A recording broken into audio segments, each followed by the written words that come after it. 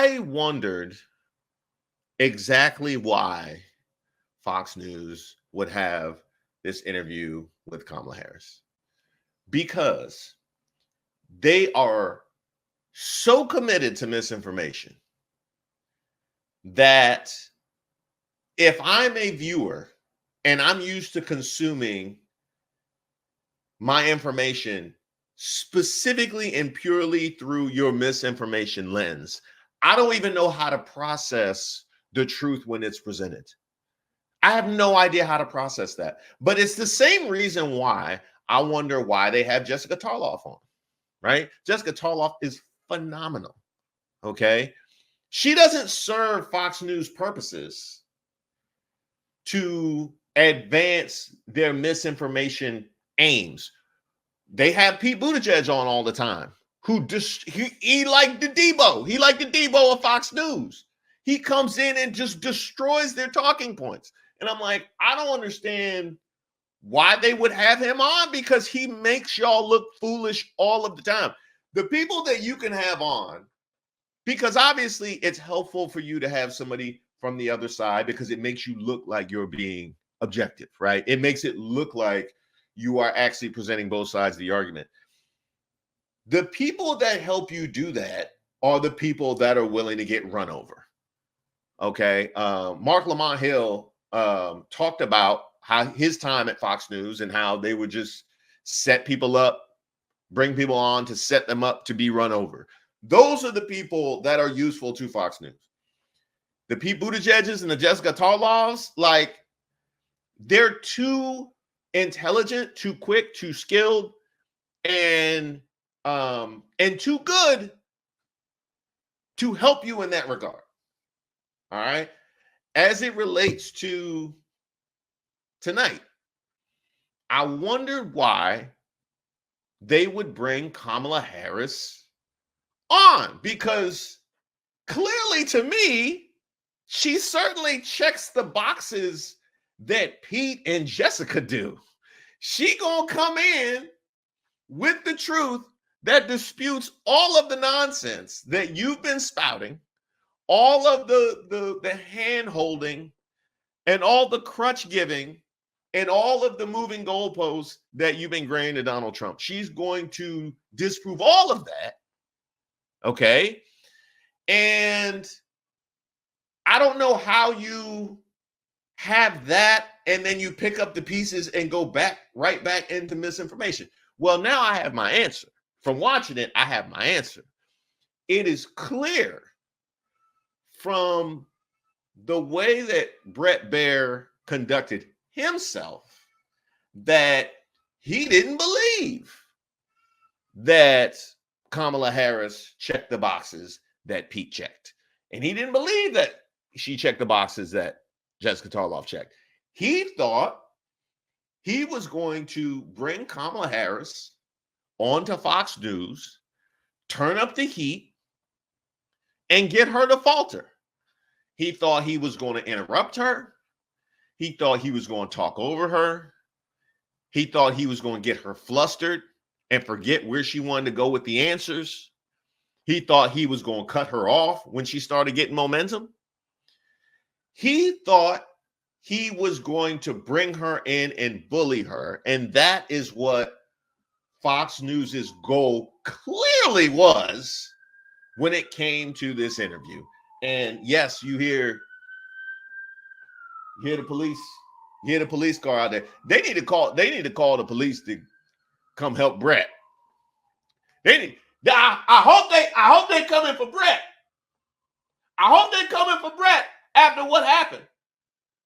Or maybe they need to come for Dana Perino out here looking for anything.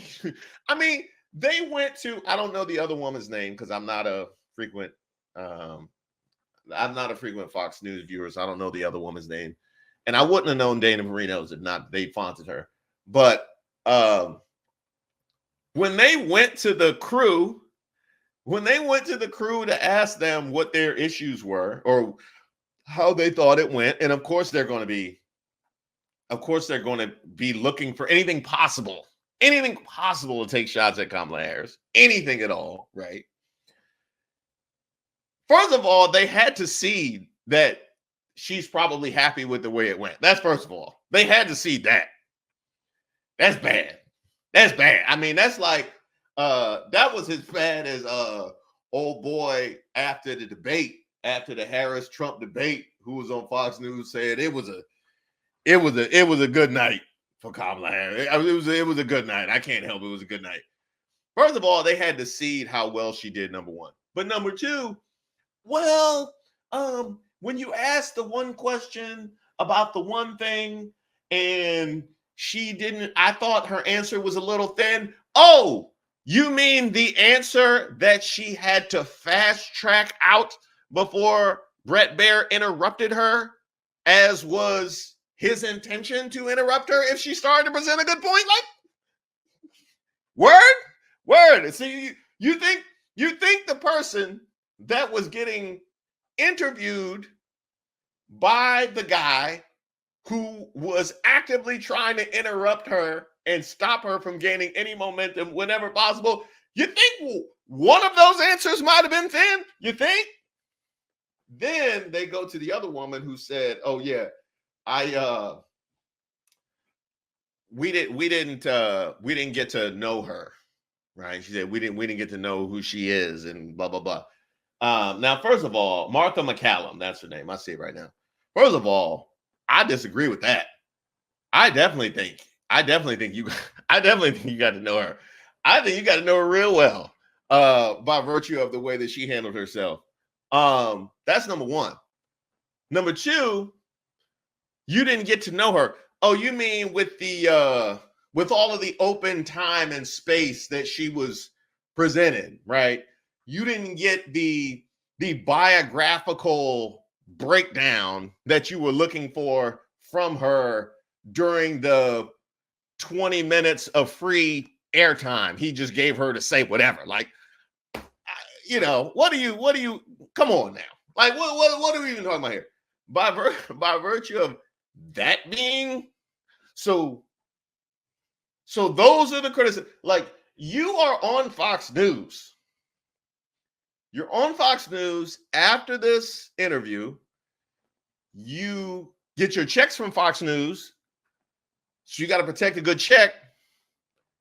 So you're looking for anything that you could possibly look for to take shots at. And that's what you find in addition to having to see that she had a good night. Oh, that means it was an absolute destruction. That tells me everything that I need to know. I thought whatever my hopes were, which I do a pretty good job of setting I try and set my expectations. I forgot to do that before this, but whatever my best case scenario was for this, it's like 3 points past it. It's like 3 points past it. Like I mean, she destroyed in that interview. She destroyed in that interview. That was good. And look, those of you that watch the channel, I ain't gonna say that if I don't believe it. I am not Dana Perino or Martha McCallum. All right. I am not. Okay. I am not. Wow. Oh, Miss Ra out here policing these streets. Miss Ra out here policing the chat. I'm totally fine, by the way, in the chat if there are some Trumpers or some maggots that are in the chat and want to present a case or want to object to something that I'm saying or whatever, that's totally fine. I got no problem with that. But if you are disrespectful, you got to go. No tolerance. No tolerance for disrespect. I thought, I can't remember who it was who said in the chat, but she is so good when she gets mad. She's so good. She's so good when she got tight, probably about a third of the way through, maybe halfway through. When she got tight, she was she made Fox News find out the whole rest of the time. Like she wasn't seen after that. You weren't gonna be no more talking over her. And she called them out on their use of the clips. The fact perfect Fox News distillation. Perfect Fox News distillation.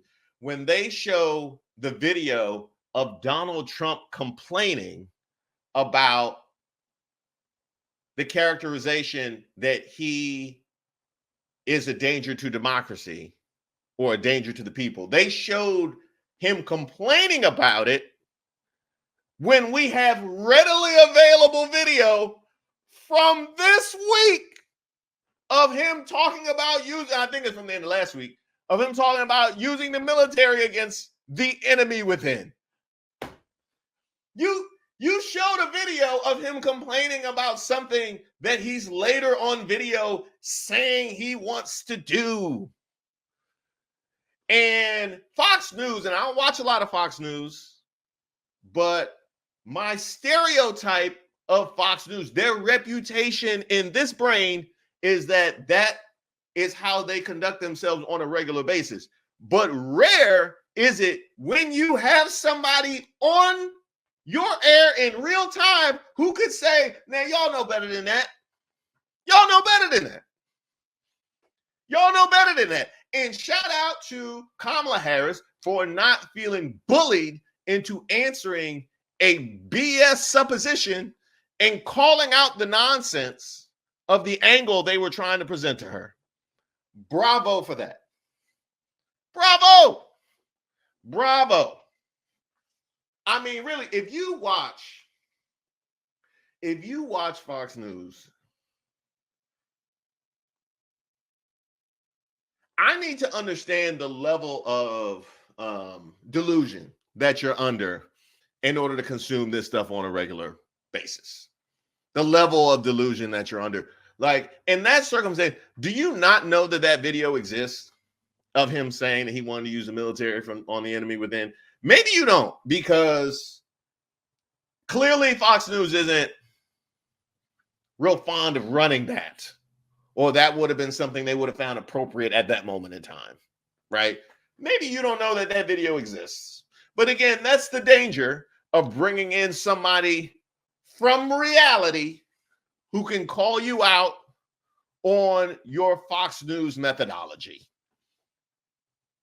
That's what can happen. That is what can. You bring in somebody from the real world, they all of a sudden might call out all that's happening in this one.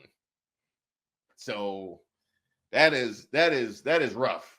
I thought she hit her talking points, and she refused to be bullied off of them. But moreover, she pivoted when it was necessary based on the nonsense that she was presented with. She thought on her feet. She reacted like a real human being would when presented with this nonsense. And that is what made that so good. That is what made that so good. They tried to line her up. They tried to line her up. And Fox and Donald Trump, you can't be mad at Fox News. They tried. They did everything they could. In fact, I would guess that was supposed to be an hour. I thought it was supposed to be an hour. I was prepared for it to be an hour. I thought it was going to be an hour. They were like, nah, we got look, they're doing a roundtable. They're doing a roundtable to fill out the hour. So y'all didn't have nothing else planned. Y'all didn't have nothing else planned. Y'all don't got no reports. Y'all don't got no breaking news. Y'all don't got no interviews. Y'all had no content planned for the rest of the hour. That y'all cut that off, didn't you? I think y'all cut that off, didn't you? They were like, hey, Brett, if you don't wrap this in the next 5 minutes, we just gonna cut the feed. We just gonna go dark. if you we go, I'm gonna pull. It was there was a PA. There was a PA who was standing with his hand on the plug, just being like, just tell me when. Just tell me, do I pull the plug? Pull the plug right now? All right, just tell me when, because this ain't going good. What's social media talking about? Oh, they seeing what everybody else is saying? Oh, okay, we ready to pull the plug on that. Okay, well, tell me. Oh, he rapped. Okay, all right, good. We good then. y'all didn't have nothing else planned. Y'all know it was going bad. It was going bad. I mean, you had a woman just to give you an idea of how much Fox News tried it. How much Fox News tried it. You had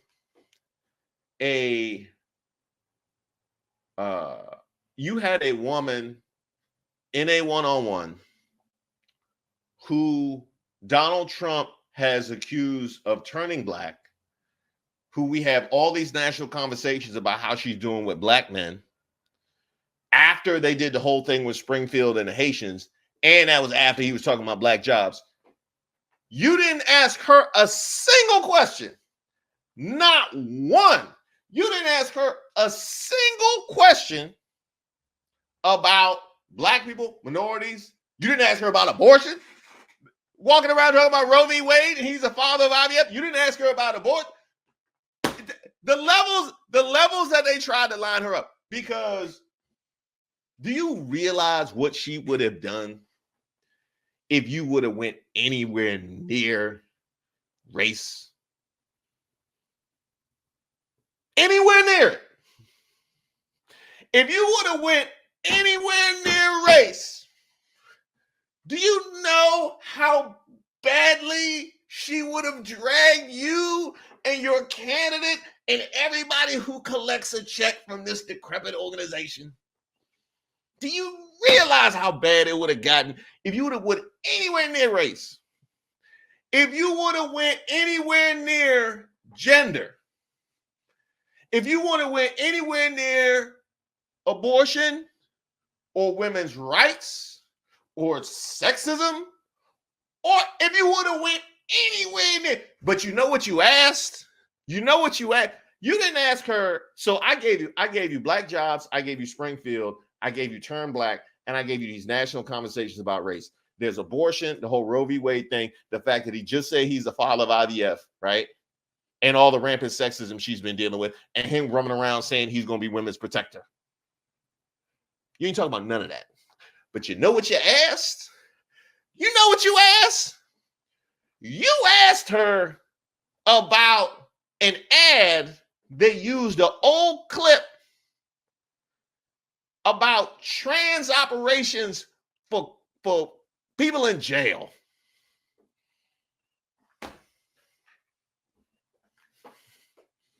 That's what you spent time on. You had to cut the interview. We didn't even get the full hour. You had to cut the interview, but you had time to ask her about trans operations for people in jail. Nothing about black people. Nothing about women. But you had time to ask about trans operations for people in jail. Not trans people, not trans rights. Trans operations for people in jail. That's what you had time for. They tried it. They tried it. They tried. Hey, Trump. Well, I know you was watching it. I know you watch everything. Okay? Trump. He did his best, man. He did his best. Look, I know you on your phone right now, ready to drag Brett Baer. And I definitely know you trying to find his barber. I definitely know that. Look, Trump, He did his best he could, man. He did. He did the best he could. Call him off. Call him off. Call him off, Donnie. Call him off. He did what he could, man. You know, sometimes you just got to tip your cap. Sometimes you just got to tip your cap. He did what he could. I mean, he brought her in. He leaned forward. He interrupted her. He got loud. He asked very pointed questions. He did what he could, man. I mean, sometimes you just got to tip your cap. You know, like most of America, every Sunday, I look forward to two things every Sunday. Okay. I look forward to going to church and having a moment with the Lord. And I look forward to watching the Dallas Cowboys get the beats and having a second moment with the Lord. Okay. After the Dallas Cowboys get the beats. Those are the two things I look forward to every Sunday. A couple weeks ago, I didn't get it. Pittsburgh Steelers tried their best, and Dallas came back, won that game. Okay. Sometimes you just got to tip your cap because discretion is the better part of valor. If you find a way to tip your cap, you live again to laugh another day. And just a week or 2 weeks later, we got the debacle and the destruction that the Detroit Lions put on them. They gave me 4 hours of fun. You know what I mean? If I wouldn't have been able to tip my cap when they beat the Pittsburgh Steelers, I probably, I'm not watching football this year. I had a bad attitude about it, right? I had a good attitude. I tipped my cap, and I got to live to laugh another day when the Detroit Lions took them out back. Okay, got Jerry Jones calling in, trying to get radio hosts fired. You got videos on the internet of a Lions fan in a jersey doing the gritty while a Cowboys fan is sick.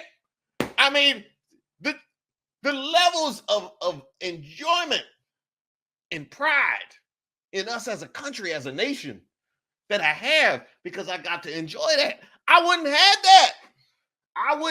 that if I didn't tip my cap. And that's why I say to you, Trump, just tip your cap, man.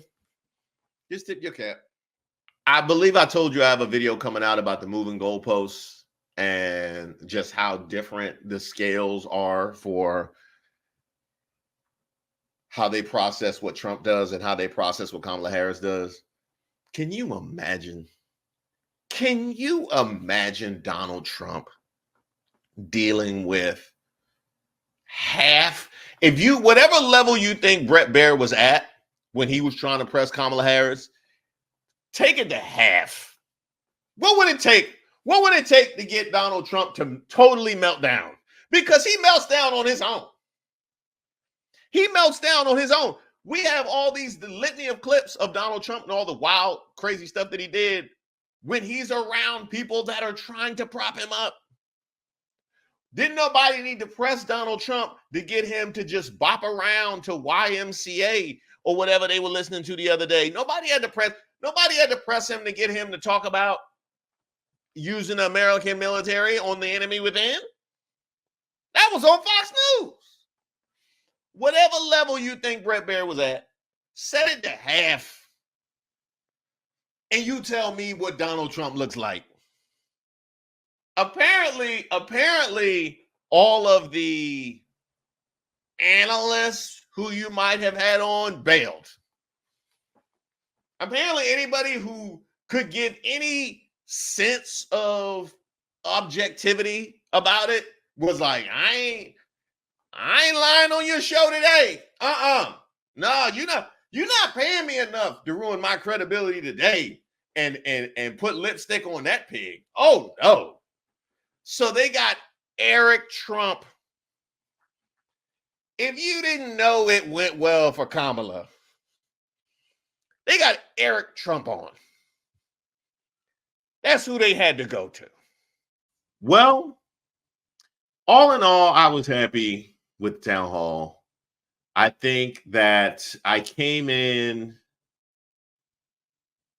I came in with a different energy than I had come into the debates, or even the Fox News. I had a nervous energy with all of those that I did not have with this town hall. I was more calm, and maybe that was because I saw how she handled Brett Baer on Fox News. So maybe by virtue of the fact that in my mind, she handled herself on Fox News, I felt like she can certainly handle herself here on CNN. And it is a town hall, not a debate. So that there should be some guardrails into how contentious it can potentially be. And it never got contentious between Kamala Harris and the people asking the questions. I think there was a couple of times that Kamala looked at Anderson Cooper in a way that my mother has looked at me a few times in my teenage years, and certainly as an adult when I've gotten out of pocket. There's been a couple of times that I got the look, and I believe that Kamala Harris gave Anderson Cooper the look a couple of times. As far as he's concerned, I think he had to contend with not making it come off as a friendly town hall, like not trying to come off as promoting Kamala Harris and trying to have some moments of tension, because it wasn't going to come from the people in the audience, and it shouldn't have come from the people in the audience. But it ends up, for instance, when she was answering the very odd question that was asked about tax rates, and the woman not upset, but the woman questioning about whether or not her taxes will go up, and because of the way that the tax rates are already set up, where the rich people pay a higher rate of taxes. And Kamala correctly responded, well, the people at the very top are actually paying very little tax, and that is what we're trying to rectify. And she's like, oh, well, yes, I know that. But what you mean, well, yes, I know that? Like, what? Like, what are you talking? Like, you think the problem is you? Like, you think your money is what we missing? Like, you were gonna fix the deficit? Like, you think we were trying to get your money to fix the deficit? Like, I was very confused by that question. Very confused by that question. But Kamala told her that she's not who they're after. They're after trying to get the money from the people up at the very top of the pyramid. To which Anderson asked, because she mentioned something about $400,000, and Anderson said, oh, the people over $400,000 will have their tax rates raised, setting an exact amount and locking her into saying, yes, if you make this amount, your taxes will be raised, which of course is going to get aggregated, and that's something that the right wing and the Republicans will use. That is the kind of thing that an opponent in a debate would say. That is exactly the kind of comment, if Trump were there. Actually, who knows what he would say? He might be talking about people not paying their taxes, eating cats and dogs, trying to get trans operations. Who knows what he would say? But a competent opponent in a debate, that's what they would say. Oh, so anybody listening, you make 400,000. That's what they would say. You don't really want to come off as the moderator like an opponent in a debate.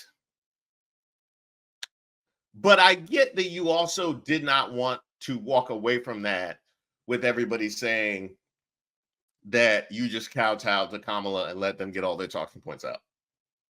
But you really don't have much of an option when you have an opponent who refuses to appear. That is the danger that you run on the right wing when you decide that Donald Trump cannot be trusted and is not adult enough in order to talk to anybody that's not overtly friendly.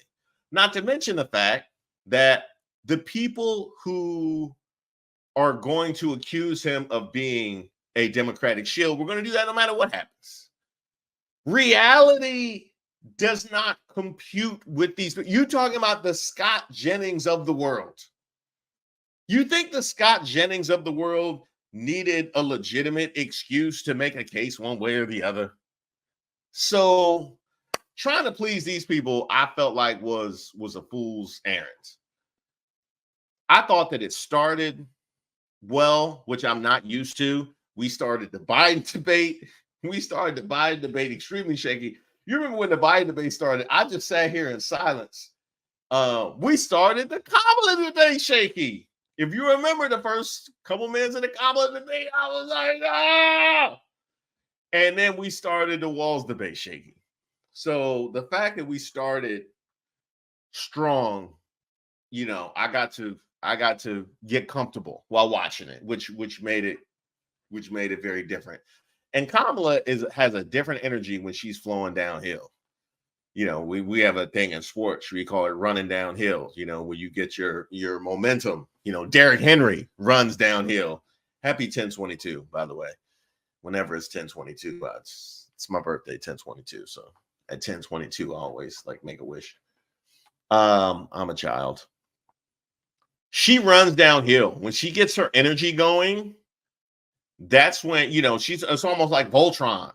For all my sandwich generation people, which was the thing that came up, by the way, those of you that are like me, that are elder millennial or are a baby Gen X, we are the sandwich generation. That's what I learned. I said we are the youngest people who know how to use technology, and the oldest people who also don't know how to use technology. So that is my generation. My generation are the people that watched the movie Hook starring Robin Williams an estimated 500 times before the age of 16. That's my generation. Hook came out and they just decided whenever these kids got 2 free hours, we putting on Hook. I don't care if we on a bus. I don't care if we on a plane. I don't care if we on a church trip. I don't care if we on a field trip. We putting on Hook. So those are my people. If you have seen Hook 10 or more times, those are my people. So we putting on Hook. I might have to do my parents like that. I might have to do my kids like that. Just put on Hook. I'm like, why are we watching this random movie? I did it. Why did I bring that up? I'm talking about the sandwich generation.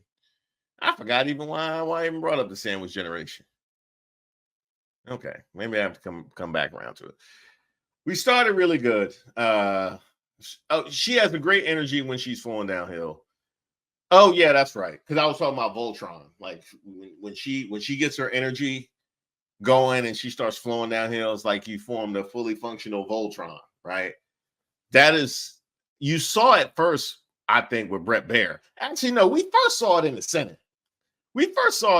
Although she doesn't have a whole long span of time in order to use all that momentum she's built up because of how short those windows are where they can ask questions. But we saw it with Bret Baier, because once she got tight with Bret Baier, it was a wrap. Like she wasn't playing from there on out, and she was just hitting it. She got there early, and so sustaining that over a long period of time was tough. So I think she had to pull it back a little bit at some point. But in general, I thought it was solid. I thought, especially the beginning, where all of her answers pivoted to Trump, pivot to Trump, pivot to Trump, pivot to Trump, showed the difference between the two candidates. And that is the risk you run on the Republican side when you see that we cannot trust this man to appear in public, is that he's not there to defend himself. And she very correctly presented a lot of things that apparently people ignore or are unaware of, like his blatant, rampant disrespect of the military, or some of the things he's mentioned about some of his fascist tendencies, the John Kelly revelations that came out about him being envious of the German dictator. So I thought that was a solid way to go. One question that I had, though, because Anderson Cooper asked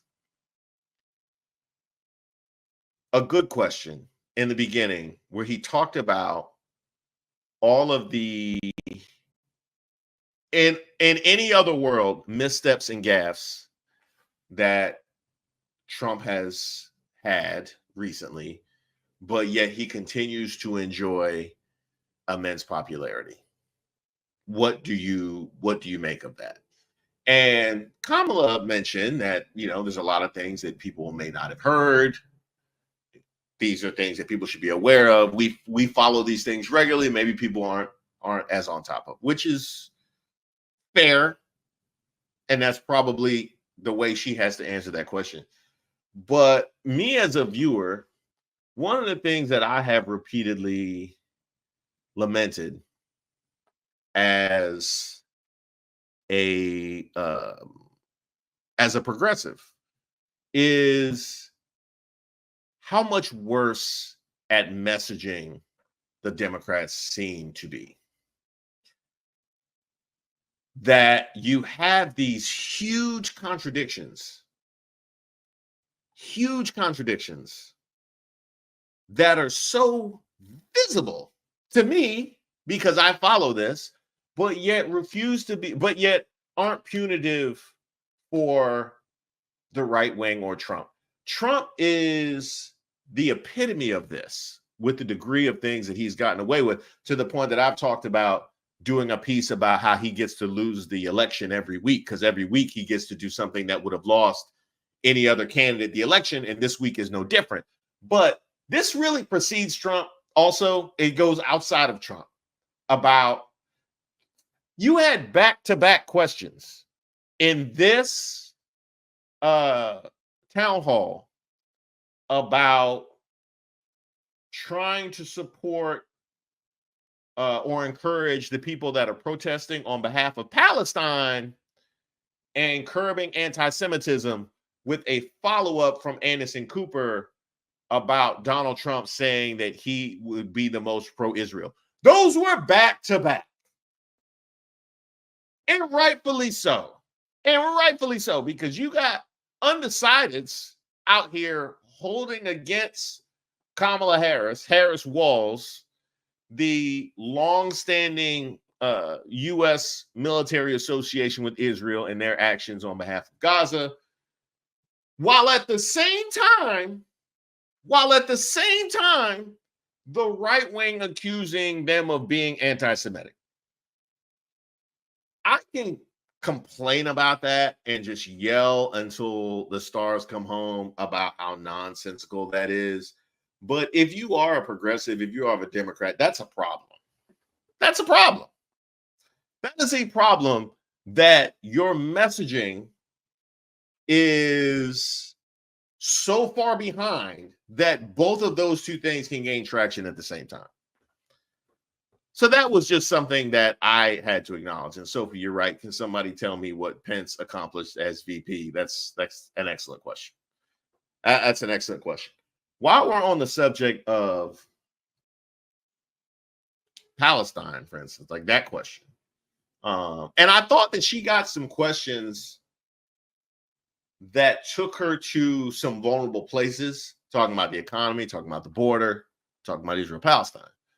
They were asked in a way that allowed her to craft a competent response without direct pushback, other than from Anderson on occasion, which he did give. Here's the thing.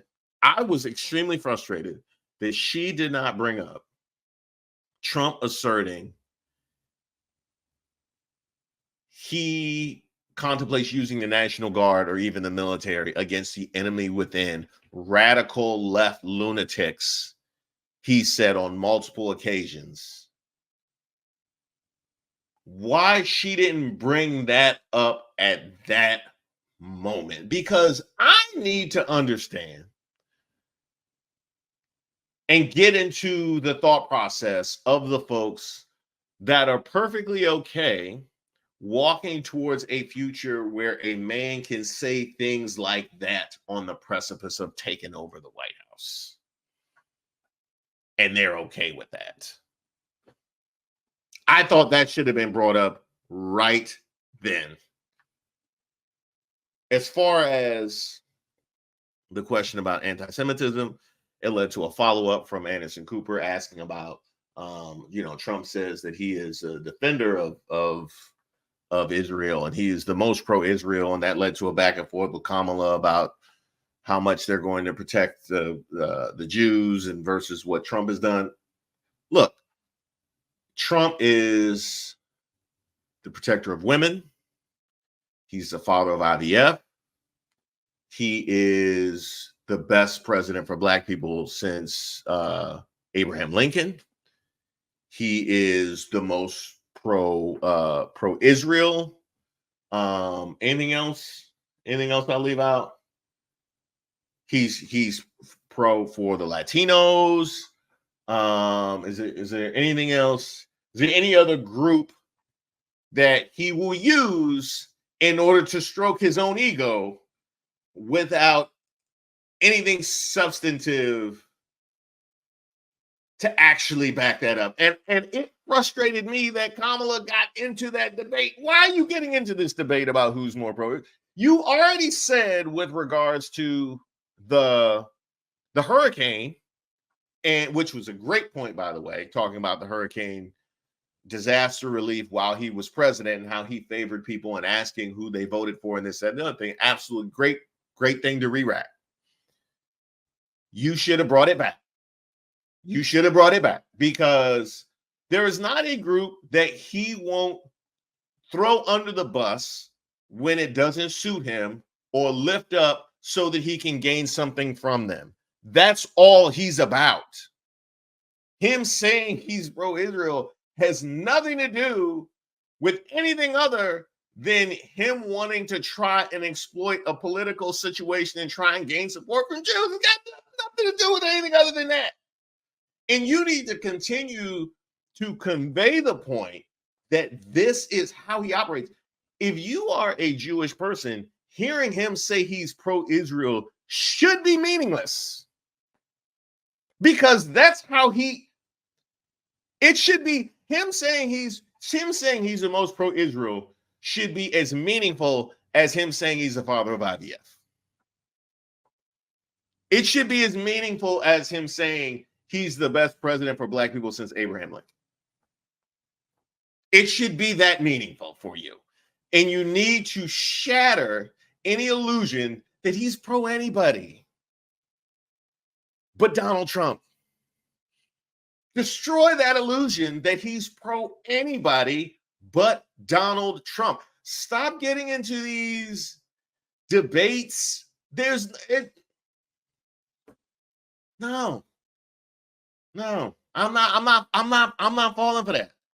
I'm not falling for that. I did appreciate her energy. I appreciate grocery prices. That was another one where she had a really good spin on a potentially tough issue. She was talking about the grocery prices. I think that she talks about price gouging. She talked about it with grocery prices. She talked about it with price of medicine. And she talked about it a little bit when it came to housing. I think corporate greed, because you're also, we're talking about billionaires not paying their taxes. These corporations not paying no taxes either. Okay. I think corporate greed should be something that she embraces.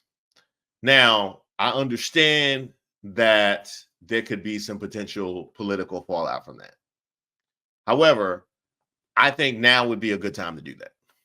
I think now would be a good time to do that. And I think, I think now, in the same way that when she was asked, what was she asked about that she couldn't answer? Oh, Supreme Court. She got asked about packing the Supreme Court. And I don't know how she personally feels about packing the Supreme Court. I definitely know you can't say that you're in favor of that right now. I definitely know that. I think the opposite about the corporate greed thing. What you do, but I think it's a good thing to say. I think you've painted you've painted around the strike zone with corporate greed sufficiently enough. I think you just throw one down the plate. That's what I think. She alluded to there being no debate. I think she did that. I noticed she did that one time. I really wish she did that repeatedly. I really wish she just repeatedly hammered home the fact that this was supposed to be a debate. Just over and over and over again. This was supposed to be a debate. However, you might feel about what I'm saying, whatever objection, whatever response you might have to what I'm saying, he's supposed to be giving right now, but he refused to show up. Just give it to me over and over. Just give it to me over and over, Kamala. That's what I needed. Now, the extent to which it will matter whether or not Trump didn't show up, it remains to be seen. We'll see. I mean, Trump could have showed up. Look, the calculus that they made was he was going to embarrass himself, and so it was going to be a bigger liability for him to show up. It might have been better. It might have been better for him not to show up. Based on that debate, there's a real legitimate case to be made for that. That's fair. It remains to be seen. All in all, I thought it was a good night from Kamala. How much it changed people's minds, I really don't know. I mean, I follow this stuff. This is what I do. So I don't really know the extent to which people that aren't regularly engaging in these conversations, I don't know how much they're aware of what Trump has said. I don't know how you're undecided at this point. I mean, really, like, I don't know. Like, Trump has been, we're going on 8 years, 9 years of Trump being center to our political discourse. I don't know how you're undecided at this point. I mean, maybe if this is your first election and you just kind of ignored it before that, maybe. And I guess some of the people asking questions were quite young, but that's really the only way I can see you being undecided. Yu Wu said undecided means I'm afraid to say it out loud. Yeah, that would be for undecideds just in life, like in the street. But like these people were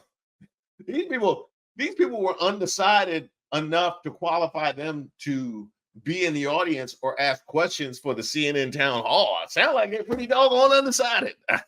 You know, it sounds like they're pretty doggone undecided.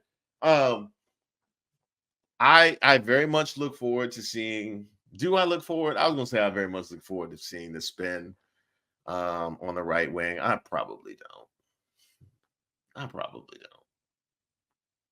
You know, see, I come from a world where if you forfeited the game because you didn't have enough healthy players and so you refused to show up, then you can't really complain about what the other team does during that time.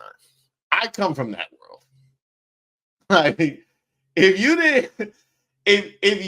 your man was too big of a liability in order to stand across from this woman and have any sort of exchange, then you then forfeit any ability to have any legitimate critique of what's said. I come from that world, but y'all are different. I mean, y'all 2024 is different. I mean, really, it really is. There are a whole lot of things that people of my age and older, sandwich generation and older, there are a whole lot of things, conventions that we grew up with that have just fallen by the wayside. So this whole idea of respect and dignity and all that just is not a thing. That's just apparently not a thing. So I'm sure they will have a whole lot to say, completely ignoring the fact that their mans could not conduct himself in order to show up. So there's that. We hit 200,000 tonight. So shout out to all you guys for being a part of the 200,000. Shout out to all you guys that were at my birthday live yesterday. It was my birthday yesterday, and we did an AMA. A lot of you guys asked a bunch of fantastic questions for the AMA, and I'm very grateful to that. It's been a very, very busy week. Unfortunately, Kamala Harris doesn't have anything keeping her humble. There are a whole lot of women out here who, one, are not aspiring to be humble. Ooh! We have a very modern family. My husband's ex-wife is a friend of mine. That's a lie.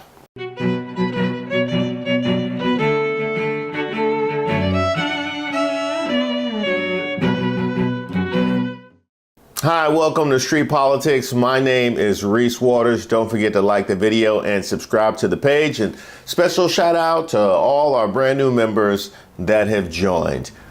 Okay, y'all saw the original statement. So my kids keep me humble.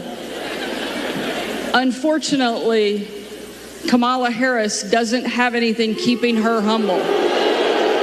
And not to be lost in the pick-me sexism of challenging Kamala Harris for not having biological children, the fact that yet we have another woman in government who refuses to say Kamala Harris. Kamala's. You had it right. You almost got it. I will say Kamala's name any way that I want to. What you think, you Nancy Mace? Well, unlike Nancy Mace, Sarah Huckabee Sanders was made to regret her decision immediately as she was forced to sit there while the least humble human on earth rambled on and on and on. She said, I don't think I've ever said this before. So we do these rallies, they're massive rallies. Everybody stays till the end, by the way. You know, when she said that, well, your rallies, people leave. Honestly, nobody does. And if I saw them leaving, I'd say, and ladies and gentlemen, make America great again, and I'd get the hell out, okay?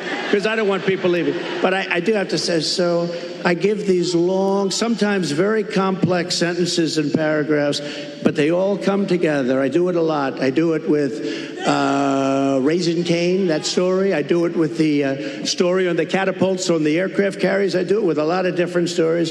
When I mention Dr. Hannibal Lecter, I'm using that as an example of people that are coming in from Silence of the Lambs. I use it. They say, it's terrible. So they say, so I'll give this long, complex area. For instance, that I talked about a lot of different territory. That's who you threw women under the bus for?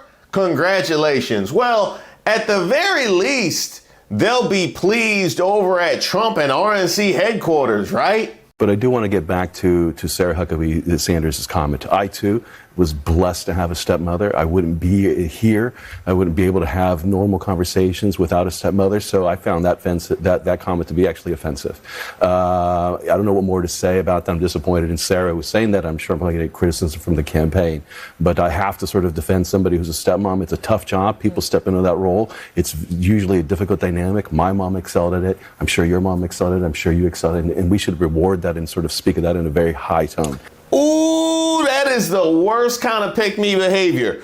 When you throw your own kind under the bus and even the people that you were trying to please are like, yeah, you shouldn't have done that. Nah, yeah, we weren't really feeling it. Because that makes us look bad. I mean, you look horrible, but you look so bad, it makes us look bad. So now we want nothing to do with you. So you go ahead and own your trash behavior by yourself. Congratulations. I ain't seen offensive behavior go that left since Nixon the Sticks. Y'all remember Nixon the Sticks? Where the dude decided to drop ends because he thought he had a warm and welcoming ear, only that person was aggressively anti-racist? Hey, you messed up, man. No, I didn't mess up. Yeah, you did. Because this is their first time experiencing. They're friends of mine here. And then you want to make me feel bad because I sat down at the table and then you asked me if I'm going to consult with these NIGGERs. No. Yeah, Bullshit. that's exactly what you said. Every one of them heard it. No, they did not. Yes, they did. They was all inside. Yes, they did. And then when I got pissed off and you knew I was pissed, you went and hide behind the bushes. Oh man, talk about crapping out. You know what I mean? You think you found a warm home for your racism or your sexism only to be called out by people because they happen to be a decent example of humanity. Though I can say this for Sarah Huckabee Sanders, that was far from her only terrible public statement. Not even an assassin's bullet could stop him.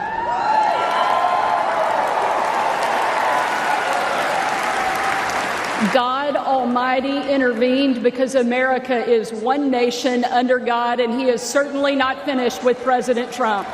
Yes, I'm sure the parents in Sandy Hook and Parkland and Uvalde and Sandy Springs, you name it, all feel phenomenal about that one. Then there was a time she went on Face the Nation and decided to defend her state's high maternal mortality rates. So your state, you're talking about the sanctity of life. Your state had one of the highest maternal mortality rates in the country, according to the CDC, up until about 2021. Arkansas is one of the few states that hasn't extended postpartum care for mothers. Why don't you want those moms to get care for a full 12 months, as is being offered, instead of just 60 days?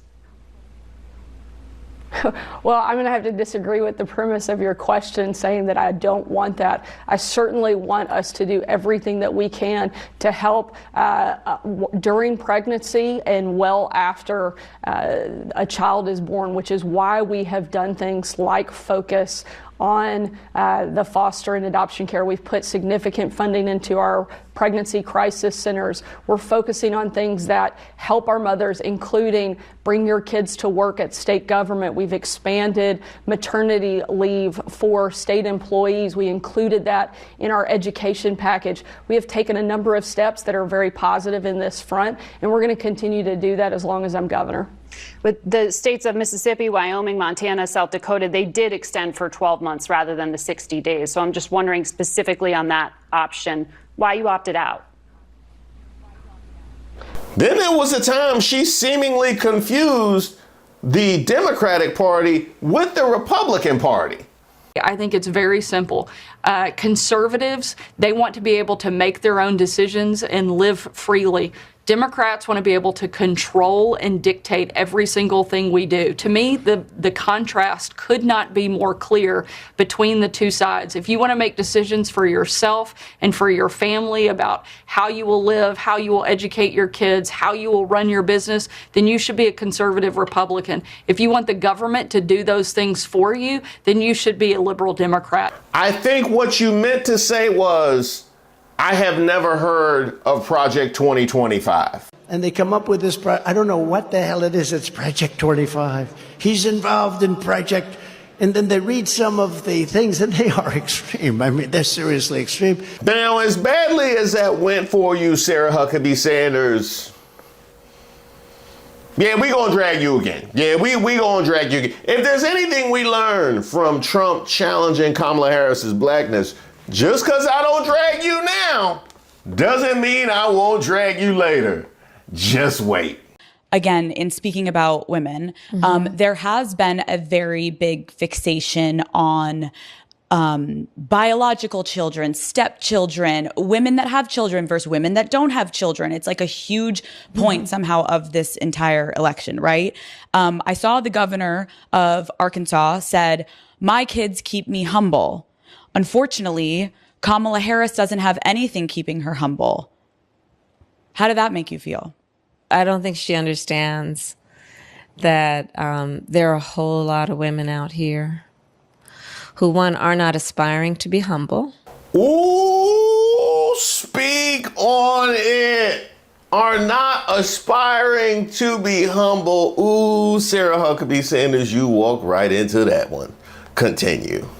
Two, a whole lot of women out here who have a lot of love in their life, family in their life, and children in their life. And I think it's really important for women to lift each other up.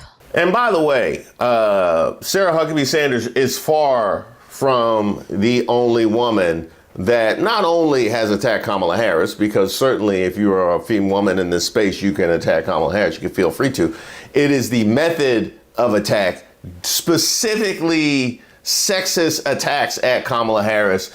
It's time for Republicans to start talking about Kamala Harris's sexual history and the reason why she doesn't have any children of her own. I'm willing to bet she's had so many abortions that she's damaged her uterus. A woman who has no biological children of her own should not be allowed to make decisions in the White House for your children.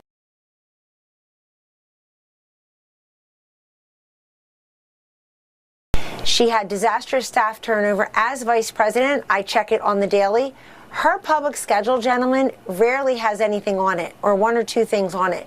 She does not speak well. She does not work hard. All right, so she doesn't Kellyanne, inspire let me anyone. ask you. And she should not be the standard bearer for the party.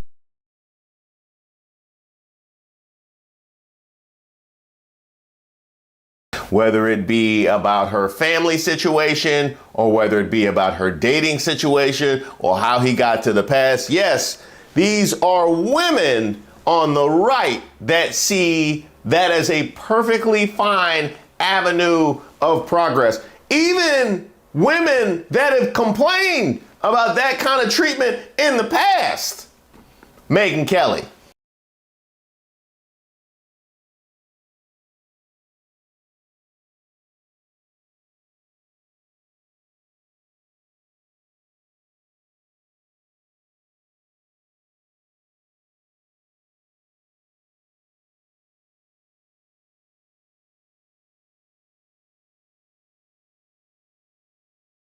I wonder why this is different, though. I wonder why you feel okay doing that to Kamala Harris, but it was a problem for you.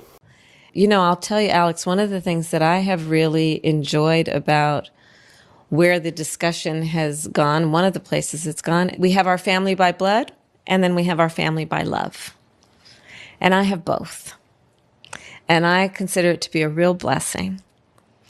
And I have two beautiful children, Cole and Ella, who call me Mamala. We have a very modern family. My husband's ex-wife is a friend of mine. That's a lie. That's a lie. I was with you on all of the prior stuff, actually, as somebody that grew up in a non-traditional family and know about the bonds that you can build with parents that may not be your biological parents. I am an example of that. That's where the Waters name comes from. But nah, you're not gonna tell me y'all not cool. Maybe for the children you can be decent, but stop it. Look, I'm a child of divorced parents. And when I started dating Doug, my husband, I was very thoughtful and sensitive to making sure that until I knew that our relationship was something that was going to be real, I didn't want to form a relationship with the kids and then walk away from that relationship. My own experience tells me that, you know, children form attachments and you really want to be thoughtful about it. And so I waited to meet the kids. Yeah, that was the same logic I used as a single man in my 20s and 30s. That's sound logic. And they are my children. And I love those kids to death. And family comes in many forms. And I think that increasingly, you know, all of us understand that, you know, this is not the 1950s anymore. Families come in all kinds of shapes and forms. Apparently, family coming in many forms is something that the right wing, this election cycle, seems to be totally incapable of grasping. Not just the idea of her family and her husband having kids and their relationship, which, by the way, is something your presidential nominee would probably know a little something about. A little weird that you're challenging people in non-traditional relationships with three-wife Donnie at the top of the ticket. But let me put that aside for a moment. The fact that you can't even fundamentally process an interracial relationship in 2024 is wild to me. I mean, tell me you living out the 50s without telling me you living out the 50s. Oh, that's what they meant by Make America Great Again. Now, VP Harris continued her media push, taking to 60 Minutes, where she would be alone because three-wife Donnie decided that he couldn't stand the heat. Then, a week ago, Trump backed out. The campaign offered shifting explanations. First, it complained that we would fact-check the interview. We fact-check every story. Wow, so it's not just Sarah Huckabee Sanders that needs to call her daddy. It's also three-wife Donnie. And where was he? What was he doing while he was too delicate to deal with 60 Minutes? This was at a memorial for October 7th. This man learned absolutely nothing from the cemetery debacle. And you know what? I can't even necessarily blame him, because that's what happens when you have little to no consequences. When people are protected from the consequences of their actions, they continue to behave in a nonsensical way. Sound off, Donnie. Because I didn't have a chance with her. You know, I said, Miriam, maybe I should stay back and, heading into a hurricane, Miriam. It made no difference. No, you have to be here. Our friends are there. And I said, okay, when you say that, I'm going to be there 100%. I'm going to be there. I was watching the airplane highways, and they were all heading this way as I was going that way. They said, what's he doing? I'm sorry. Did he say airplane highways? Somebody need to help him. I mean, really, somebody need to help him out. Oh, Fox News will sign him for the task. Here is Laura Ingraham carrying Donald Trump to the finish line of this interview like Floyd Mayweather did Conor McGregor. Very concerned about that. So we're into almost $300 billion for Ukraine, and yet they're offering people $750 for immediate needs. For the worst, but for the worst hurricane that anybody's seen. Let me just tell you, it's immediate needs. We're gonna make sure, because I know that's a lie, and you know that's a lie, and you know that I know that's a lie, and I know that you know that that's a lie. That would be shocking if it were true that that's all that the federal government was offering these disaster victims, but it's not. On a page called Hurricane Helene Rumor Response, FEMA called the claim false, describing that as just one form of assistance to help people cover essential items like food and water and other emergency supplies in the short term. FEMA goes on to highlight how those victims of this disaster can also apply for temporary housing and personal property and home repair costs. That is not the only false claim that Donald Trump is spreading. Take a listen. They've given over $1 billion to illegal migrants that came in, and now they have no money for North Carolina, for Georgia, for South Carolina, and Alabama, Tennessee, and Florida.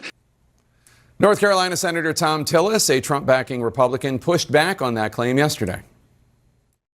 We could have a discussion about the failure of this administration's border policies and the billions of dollars it's costing, but right now, not yet is it affecting the flow of resources to Western North Carolina.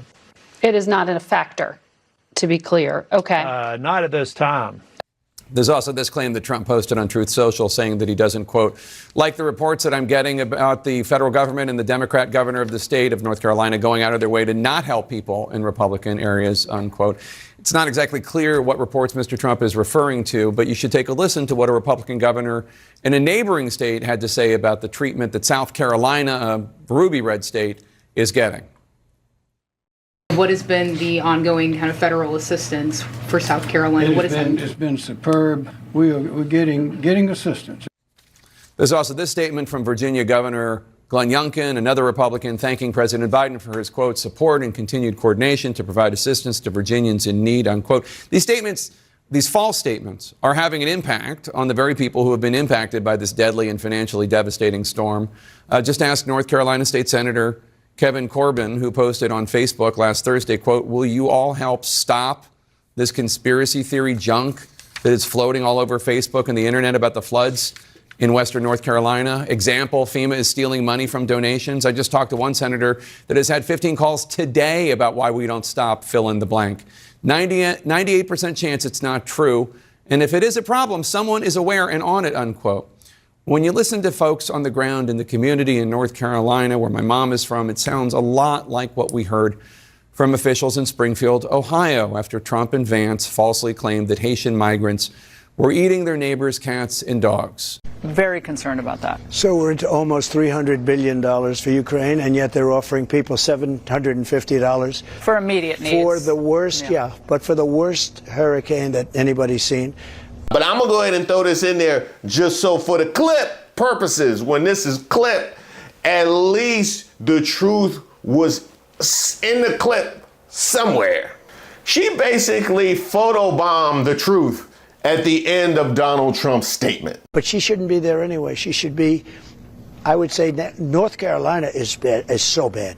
And she was there today for 3 hours, I believe, Kamala Harris. There it is again. She did it. She did it again. You're like, Donnie, you know you lying. Let me just throw the truth in there.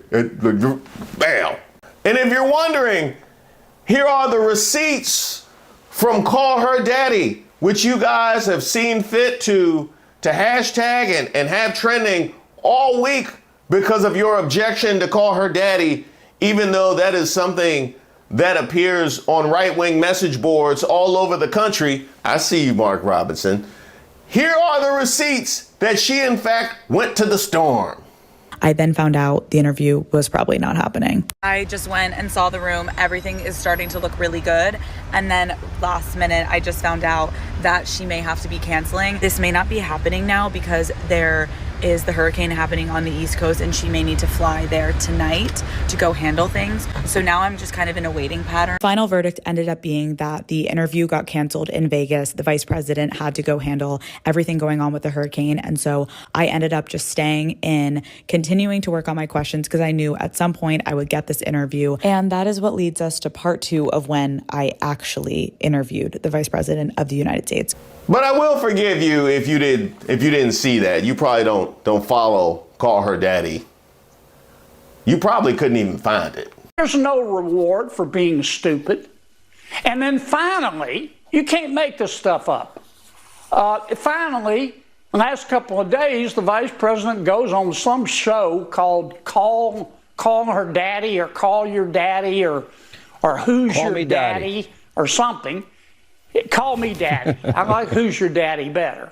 Thank you guys so much for watching the video. I very much appreciate the support. And as I mentioned previously, we got membership now. Yes, it was something that you guys suggested and a suggestion that I took and moved forward with. And it's something I'm really super excited about. That's going to give me the ability to give people early access to videos and ad-free experience, and also be able to record things on the go when I'm not necessarily in my perfect environment. I have something I just want to drop in real quick. I have the ability to do that. The ability to give you guys deep dive investigation pieces, some of the stuff that may not necessarily be topical, but stuff that deserves your attention. And of course, some of the uncensored content as well, because Lord knows the kind of stuff that I have to cut out of my videos can make pieces in and of themselves. Well, now I have the ability to do all of that. So sincere thank you to everybody that has joined the channel already. I can't wait to see where this goes.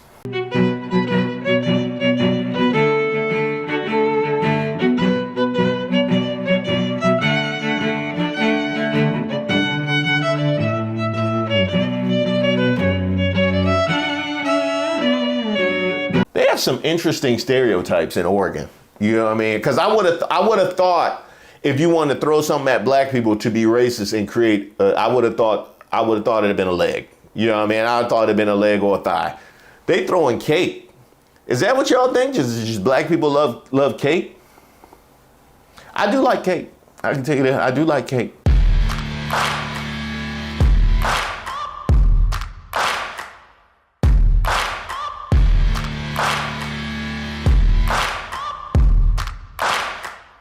Welcome to Racist of the Week. My name is Reese Waters. This is where we expose the stupidity and hypocrisy of discrimination in hopes we can build a more perfect union. And also laugh. As usual, I would like to thank today's sponsor, Racism. And don't forget to like and subscribe to the page, and definitely leave me any possible suggestions for nominees in the comments. Or you can email me at reese@reesewaters.com, and shout out to all my new members here on the channel. Today's first nominee, MAGA.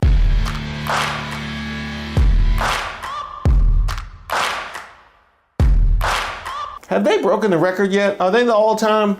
I think they have the most now at this point. So you guys remember all that business in Springfield, Ohio, that MAGA and JD Vance and Trump just want to slide into the bushes and act like it never even happened. Specifically, when JD Vance was talking to Dana Bash and he said, well, why don't you talk to the people on the ground and actually present some of the cases that my constituents have been talking about, even though I can't present a single one. He just said Haitians are eating dogs and cats.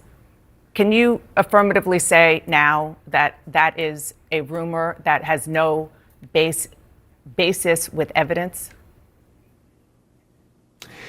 Dana, the evidence is the first-hand account of my constituents who are telling me that this happened. And by the way, I've been trying to talk about the problems in Springfield for months, and the American media ignored it. There was a congressional hearing just last week of angel moms who lost children because Kamala Harris let criminal migrants into this country who then murdered their children. The American media totally ignored this stuff until Donald Trump and I started talking about cat memes. If I have to, but it wasn't just a meme, create stories so that the American media actually pays attention to the suffering of the American people, then that's what I'm going to do, Dana, because you guys are completely letting Kamala Harris coast. You had one interview with her. You talk about pushing back against me, Dana. You didn't push back against the fact that she cast the deciding vote on the Inflation Reduction Act, which is why a lot of Americans can't afford food and housing. You just said that you're creating a story. Public policy.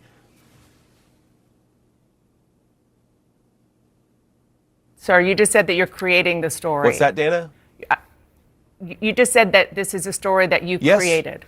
So the eating dogs and cats thing is not accurate. Dana, it comes from firsthand accounts from my constituents. I say that we're creating a story, meaning we're creating the American media focusing on it. I didn't create 20,000 illegal migrants coming into Springfield thanks to Kamala Harris's policies. Her policies did that, but yes, we created the actual focus that allowed the American media to talk about this story and the suffering caused by Kamala Harris's policies. Well, you know what, JD Vance? I got you. I present to you your Haitian. This is Brian Comer of Springfield, Ohio, who was just issued a citation for shooting 2 geese at a golf course, according to Clark County Municipal Court filings. A witness told an officer ahead of Comer's citation that he saw a white male in his late 50s or early 60s riding a lawnmower before getting off and shooting 2 geese with a shotgun. Comer was said to be cooperative and admitted to shooting the 2 geese, according to the filings. He told an officer with the Ohio Department of Natural Resources he believed he was entitled to shoot them. Oh, entitlement. Apparently because the golf course had a nuisance permit. The officer then issued him a citation. He pleaded guilty at his arraignment, and the citation, of course, was issued as Trump and Vance spread the false claim that Haitian immigrants were stealing and eating residents' pets in Springfield. Trump went on to claim that migrants are walking off with the geese in the town. Now, I debunked all of the evidence that they had used. I talk about the now deleted Facebook post involving a cat named Sassy that even the woman in question said was misrepresented. And of course, there was this photo, one that was widely circulated, the viral picture of a man holding 2 geese on an Ohio street being used to fuel claims that migrants have been gobbling up pets, being nothing more than a wild goose chase. Now, some of the subscribers here on this channel, who I think are the absolute best, they're always on top of everything. The first time that I even acknowledged or addressed this piece of evidence that had been used by MAGA, some of my subscribers correctly put in the chat during the premiere of that video that that man was actually removing those geese from the street. He was actually trying to do a civic deed. And that is in fact correct. That man who was carrying the bodies of two birds was removing them from the street after they were hit by a car. This was confirmed to TMZ by the Ohio Division of Wildlife. There's no evidence he was taking them home to eat or that he's even a migrant. So this man is not a migrant. He wasn't in the right part of the state. He was actually doing a good deed. And they say no good deed goes unpunished because, my goodness, the man in the photo is actually unnamed because he doesn't want to identify himself because he knows how MAGA would react if he would go on record and clarify that he was actually doing a good deed for the state. Just think about that. The man actually was doing a good deed for his neighbors. He has to remain anonymous because of how y'all would react for having your racist theory debunked as it should have been a long time ago. This is absolutely wild. This is, of course, before the campaign moved on to lying about the storms and all the resources that are available. This campaign has given us an attack on childless Americans. It gave us black jobs. It gave us She Became Black. It gave us the horrific debate performance. It gave us the racist projection in Springfield, Mark Robinson, and now lies about the storm. How is it that this man, he gets to lose the election every week? We just pressed the reset button and he gets to do something this week to lose the election. You know what? I'm gonna save it. Cause that's gonna be a whole video. Troubled waters coming soon. Just you wait. Congratulations, MAGA, and also special shout out to you, Brian Comer, for being a part of this. Yes, you are our first nominee as Racist of the Week. Our second nominee, Portland, Oregon.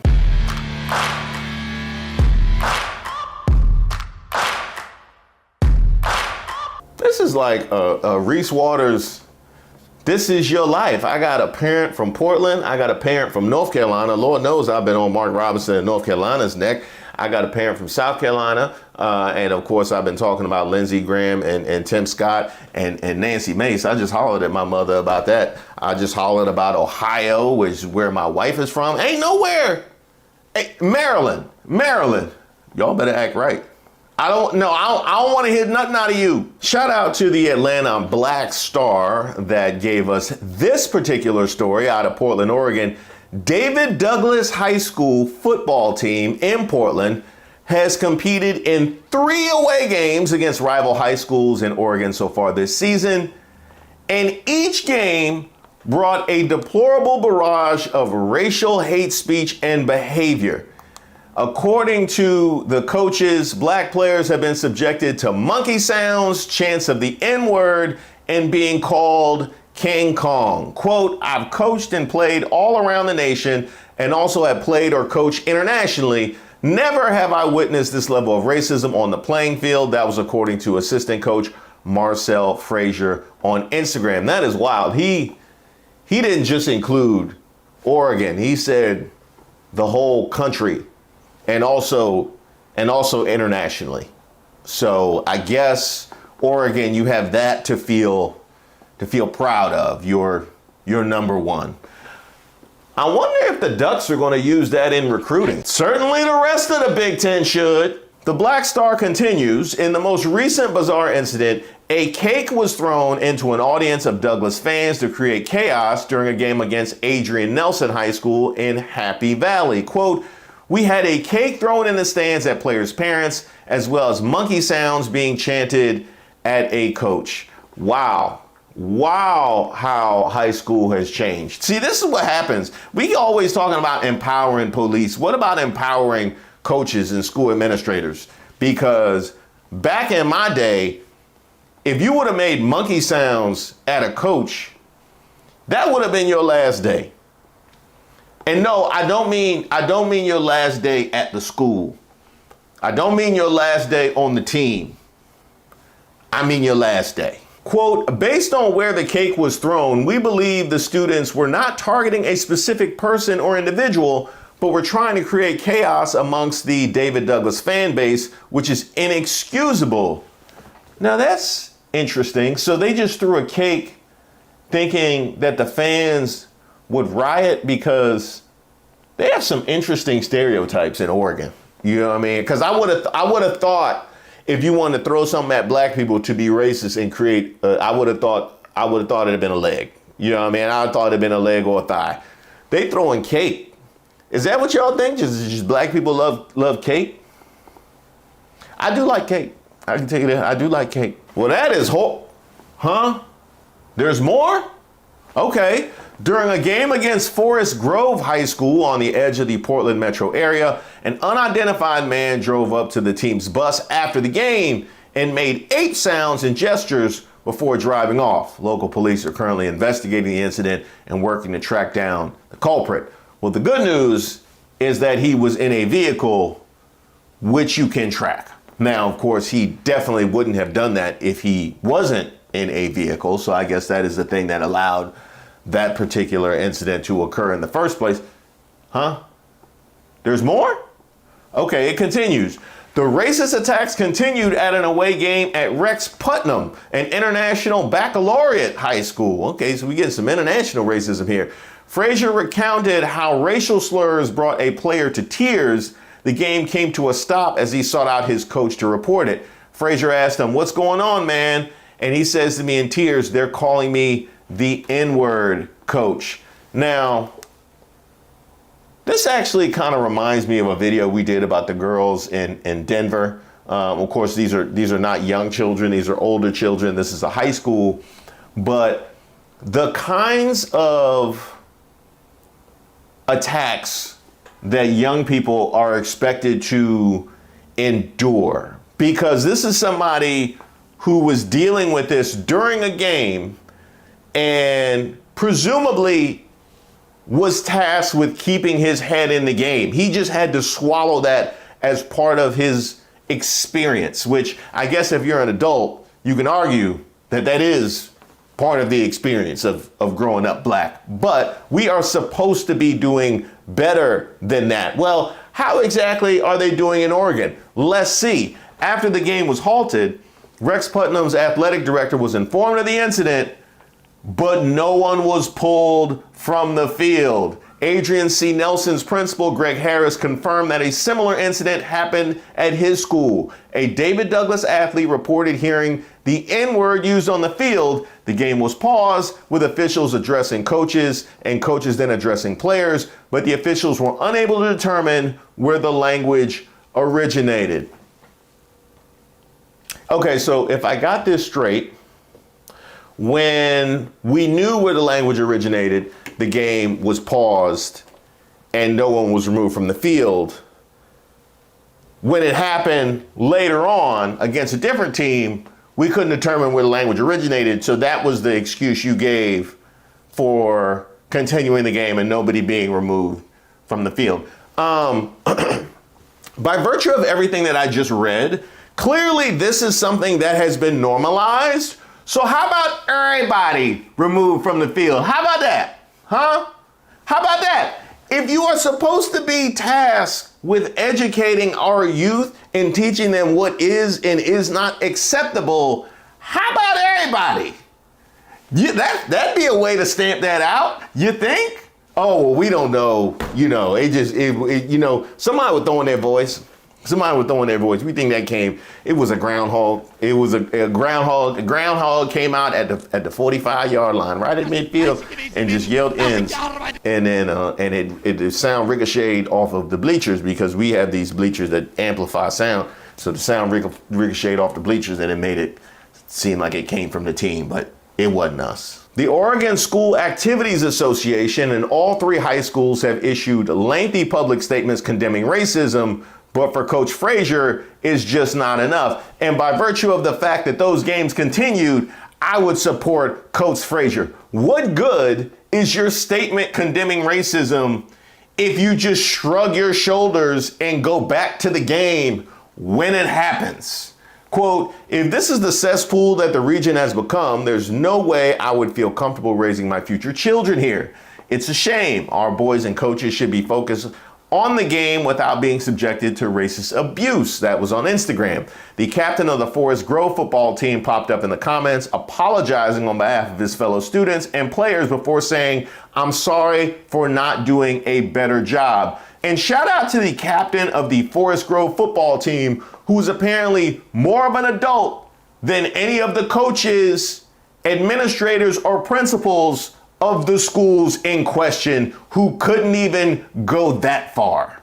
According to the U.S. News and World Report rankings, 69% of David Douglas's student body identifies as minorities, and 73% of students are economically disadvantaged. Coach Frazier noted how racist bullying exacerbates their vulnerability. Quote, our kids are already facing enough. Just showing up to a school is a freaking battle. Just finding food to eat when they're going home is a freaking battle. And then you go out and you see them get subjected to racism and abuse, and you see the tears in their eyes, and it just, it breaks your heart as an adult. Frazier is advocating for a change in the OSAA's bylaws regarding hate speech and is prepared to take it up the chain of command if necessary. In early October, he returned to Instagram to post House Bill 3409, tagging OSAA Sports. He wrote, please follow this state bill that your executive director, Peter Weber, testified in support of. If this is not upheld, I'll fight like hell alongside state legislatures to add much more teeth to this bill and hold offending schools accountable. The bill was signed into law in 2019 in response to years of racist and discriminatory behavior at school events throughout Oregon and is designed to hold the districts accountable. So if I got this straight, back in 2019, there was so much racist and discriminatory abuse going on that you had to get a bill signed into law in order to protect black children in schools. And now, because you won't enforce it, it has to be updated. Yeah, I don't hear about none of that in the Oregon commercials. I don't, not the Visit Oregons. The Visit Oregon don't mention that, and neither does the Oregon Ducks recruiting stuff. I don't see none of this. They should do a better job of communicating exactly what the situation is like on the ground. And if they don't, that's what I'm here for. So congratulations to you, Portland, Oregon, and apparently the state. Congratulations to the state of Oregon. You hear that? See, now that's what needs to happen with this kind of behavior. That's exactly what needs to happen. Congratulations to you, Portland, Oregon. You are our second nominee for Racist of the Week. And Maryland, you better act right. Now, I like to end my Racist on the Week on a positive note whenever possible, and this happened across my desk. You might remember a couple weeks ago, I highlighted Texas Judge David Fleischer, one of the people that is working to undo the kind of discrimination that I just outlined. Zion Abiola. Mr. Abiola, you're charged with 2 cases. You're charged with evading arrest. You're also charged with unlawful carrying of a weapon. On both of those cases, you're facing up to a year in jail and or a $4,000 fine. We're going to do probable cause. You have the right to remain silent. Anything you say can or will be used against you. You have the right to have an attorney present. If you cannot afford one will be appointed to you, sir. Okay. Judge, on May 30th, 2024, officers observed 2 black males walking out of Bedford Place Homeowner Association Park, which is closed after sunset. Officers made contact with the defendant and another male who advised they did not know the park was closed. Defendant kept reaching near his waistband and pocket. Officers attempted to conduct a Terry frisk on the defendant, resulting in the defendant running. Foot pursuit lasted approximately 25 to 30 yards. While running, a black handgun fell from the defendant's waist area. Defendant stated the gun belonged to his mother. Officers recovered a Glock 23, loaded with 1 bullet in the chamber and 7 in the magazine. 15 additional bullets were found inside defendant's book bag, and an extra magazine containing 18 bullets, a total of 41 bullets. Defendant's father arrived on scene and stated the defendant's mother is the one who purchased the weapon for the defendant. Defendant is 19 years of age. He has 2023 unlawful carry of a weapon, non-suit as a juvenile, no out-of-county criminal record. Here's the rub. What's he doing? Walking while black? What's he doing? What's he doing wrong? Was he under arrest? I mean, all I see is that they go up to him and they just start searching, right? I believe. Walking while black. Mr. Abiola, I'd be very careful. You know, where you go, what you do may not end up well for you. I'm going to find no probable cause on this case now. Thank you, Mr. Abiola, be careful. Just take a seat for me in the back, please. Don't leave. I found no probable cause. Guys, keep it down, please. I found no probable cause. Your cases have been dismissed. The only thing I'm going to counsel you is to be careful. Don't go to parks after hours. Otherwise, they're just going to harass you. You understand? Okay, good luck, man. You're free to go. Well, you know what? He's back at it. Mr. Blake, you're charged with possession of marijuana. We are going to do probable cause. You have the right to remain silent. Defendant crossed unauthorized crossing point from convenience store to apartment complex. Wait. He did what? He crossed an unauthorized crossing point, so I guess he crossed the street. Is he jaywalking? Yeah. Yes, Your Honor. Walking while black. A PC search was conducted, and the officer observed a large sack of marijuana. I don't think so.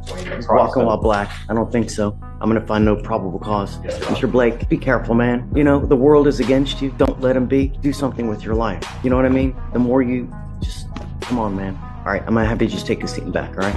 Hang tight. There's a question. First of all, shout out to the judge for saying what needed to be said in that particular moment.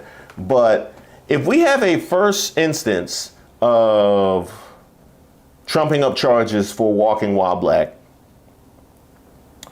and they try it again, it seems that there is a systemic problem with scooping up citizens for walking while black. Why is that not something that's more punitive for the officers on the ground that are repeatedly bringing people in for walking while black? Shout out to the judge, and I see why more judges don't do this, because people would start asking questions like this, but I'm gonna need to holler at some officers. Yeah. What y'all got going on? Thank you guys so much for watching the video, and also a special thank you to all of our subscribers and members here on the channel. I'm just about to roll out the first batch of badges and emoji, and I'm taking your suggestions on what you think would look nice in the chat or look nice next to your name when you leave a comment. Email me at reese@reesewaters.com and let me know what your suggestion would be. We are on the precipice of 200K. What do? We throw a party? We do a special live? You know what? I'm gonna surprise you.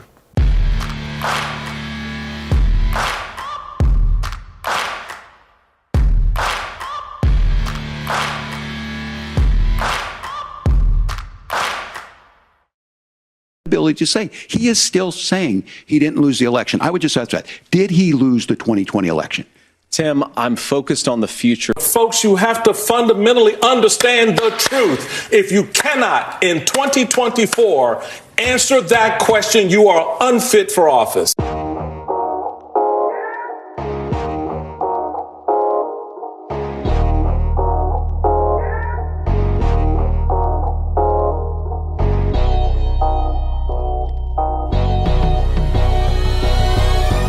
Hi, my name is Reese Waters. Don't forget to like the video and subscribe to the page. And if you have any nominees, leave them in the comments or email me at reese@reesewaters.com. And shout out to all my new members that have joined the channel. That's right, we got membership now. More on that later in the video. But this is Who Raised Y'all, where we highlight those specific individuals doing their part to make our country worse. You know, the kind of people that'll be asking to speak to the manager at the pearly gates. And today's nominee, actually, we have a few. Let's start with CBS News.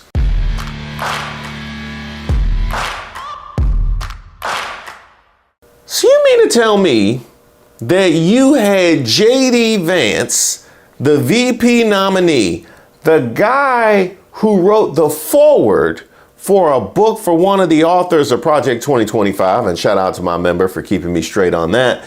You had that guy answering questions for almost 2 hours, and you don't ask him about Project 2025? Is that what we just did? We just sat through 2 hours of questioning, and you don't ask him about the project to reshape American life that touches on most of the questions that you did ask. Is that what I just sat through? Hold up. Wait a minute. Something ain't right. Did you just have a debate with J.D. Vance after weeks of him demonizing the immigrant community in his own state without asking him about the cats and dogs comments? Is that what we did? Is that what we did?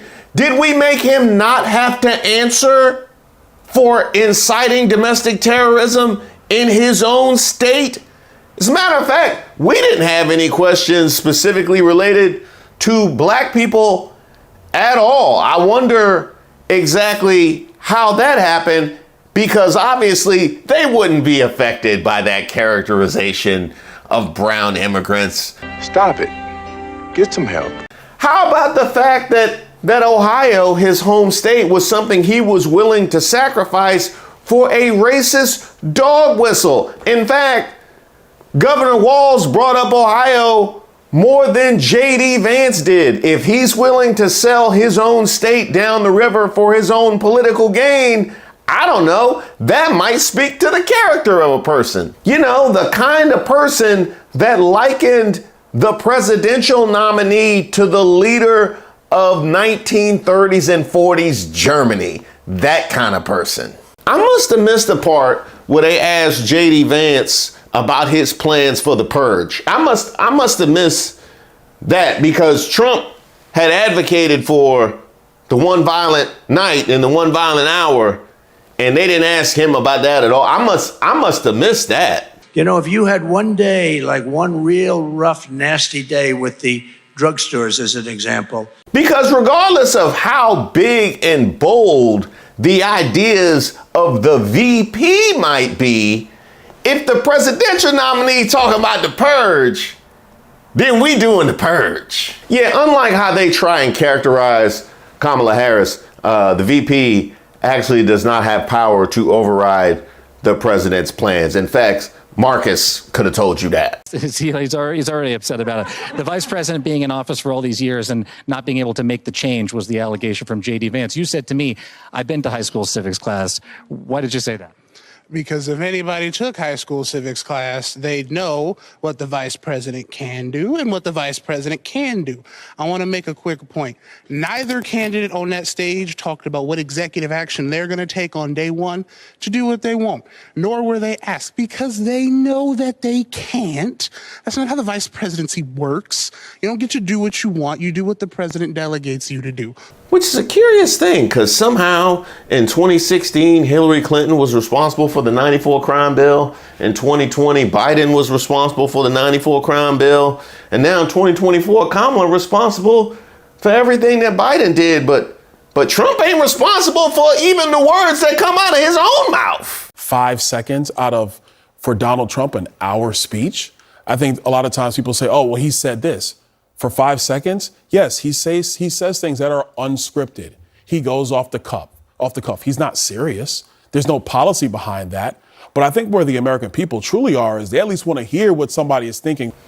Now, I admit I was a bit nervous going into the VP debate because J.D. Vance isn't as unhinged as Donald Trump is. He is the kind of person that was bred and trained to excel in these kinds of environments. You have somebody who's a seasoned pro at trying to come off a specific kind of way, which does not necessarily speak to the kind of person that he is, but the kind of person he wants you to think that he is, and you have him debating with a genuine human being. Even Van Jones saw exactly what this was.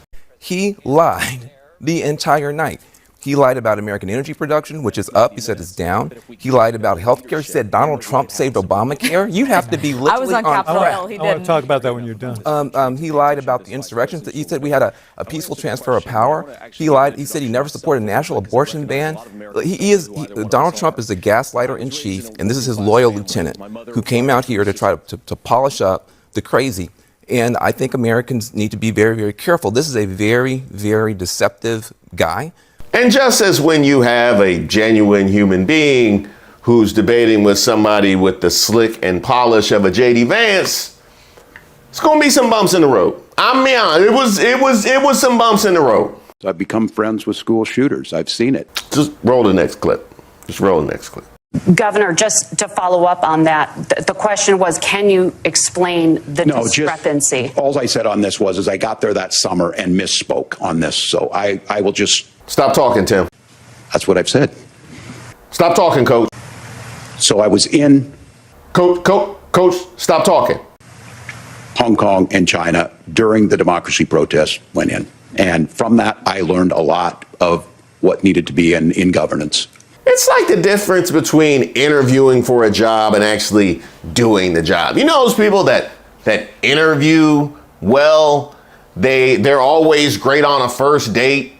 They just can't keep a job or a relationship going.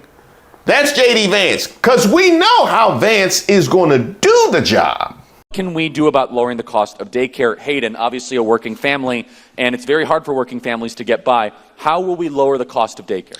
You know, such an important question, Charlie. And I think one of the things that we can do is make it easier for family models to choose, or for families to choose whatever model they want, right? So one of the ways that you might be able to relieve a little bit of pressure on people who are paying so much for daycare is make it so that you know, maybe like grandma or grandpa wants to help out a little bit more. But while he's interviewing for the job? That's the heart of the economic proposal. And I think what President Trump is saying is that when we bring in this additional revenue with higher economic growth, we're going to be able to provide paid family leave, child care options that are viable and workable for a lot of American families. Can you clarify how that will solve the child care shortage? Oh, you're not going to get a straight answer nowhere. What would you tell me is your biggest weakness? You know what? I love too hard. I love too hard. And I care too much. And you know the reason for that is Kamala Harris' immigration policy. Shout out to my member, I think it was Matt, who in the live stream yesterday said it was like 6 degrees of Kevin Bacon, but with immigrants. That's exactly what that was. And it occurred to me, how is it that MAGA is able to simultaneously swallow Trump because he is so different and just says what he means, and he's somebody that we feel like he can trust, as off-putting and off-base as that might be. He's somebody that is the antithesis of a slick, polished politician. They can somehow simultaneously swallow Trump and J.D. Vance, who is the epitome of all of those things that they say that they hate. It's almost like they have no integrity. You know, speaking of MAGA. Well, the moderators were obnoxious and made it feel like 3-on-1 on Vance.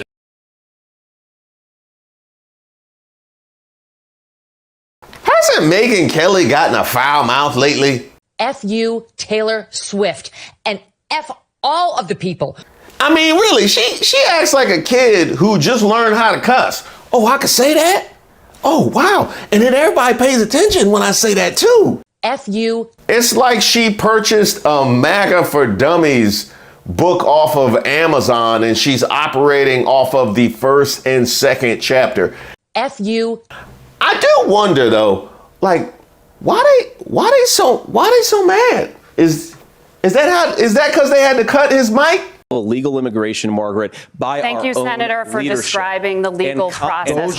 We have so much to get to, Senator. Those we have laws so have been on much. the books since 1990. Thank you, gentlemen. The we want to have. app has not been on the books since 1990. It's something that Kamala Harris created, Margaret. Gentlemen, The audience can't hear you because your mics are cut. We have so much we want to get to. Thank you for explaining the legal process. Nora. Thank you, Margaret. And yes, thank you for explaining the legal process is going to make its way into a number of disagreements all throughout the fall and winter. I can tell you this, they probably should have cut his mic way more than they did. They could have cut his mic when he blamed the gun problem on mental health. They could have cut his mic when he blamed the gun problem on immigrants. They could have cut his mic when he blamed the gun problem on childless teachers. Okay, he didn't actually say that last part. But if they didn't cut his mic, I bet he was going to. They did a great job, and they also used their mic muting powers. Once, yeah, and I actually think if you're a woman, that might be the worst moment J.D. Vance had, because he was going to mansplain right over that mute button. He was, and again, I don't pretend to know how everyone will react to this. I think that a lot of women in positions of authority that should command respect just by virtue of that dynamic will see themselves in some dude that disrespected them and talked over. I mean, there was a moment like that with the vice presidential in the Harris-Pence debate where she said, "I'm speaking." Mm-hmm. I mean, there was this real belief that what he had to say was more important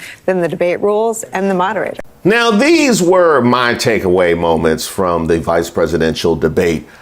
Number one. Thank you, Governor. And just to clarify for our viewers, Springfield, Ohio does have a large number of Haitian migrants who have legal status. Right. Temporary protected status. Well, Margaret, but thank you, Senator. We have so much to get to. Margaret, I think it's important because we're going to turn out of the economy. Thank Margaret, you. the rules were that you guys weren't going to fact check. Oh, that must be why Fox News was mad because of that one time that they fact checked. Well, Margaret, but thank you, Senator. We have so much to get to. Margaret, I think it's important because we're going to turn out of the economy. Thank Margaret, you. The rules were that you guys weren't going to fact check. This reminds me of a not at all biographical story. Let's just say that you stole some books from the Capitol Heights Elementary School library in 1991.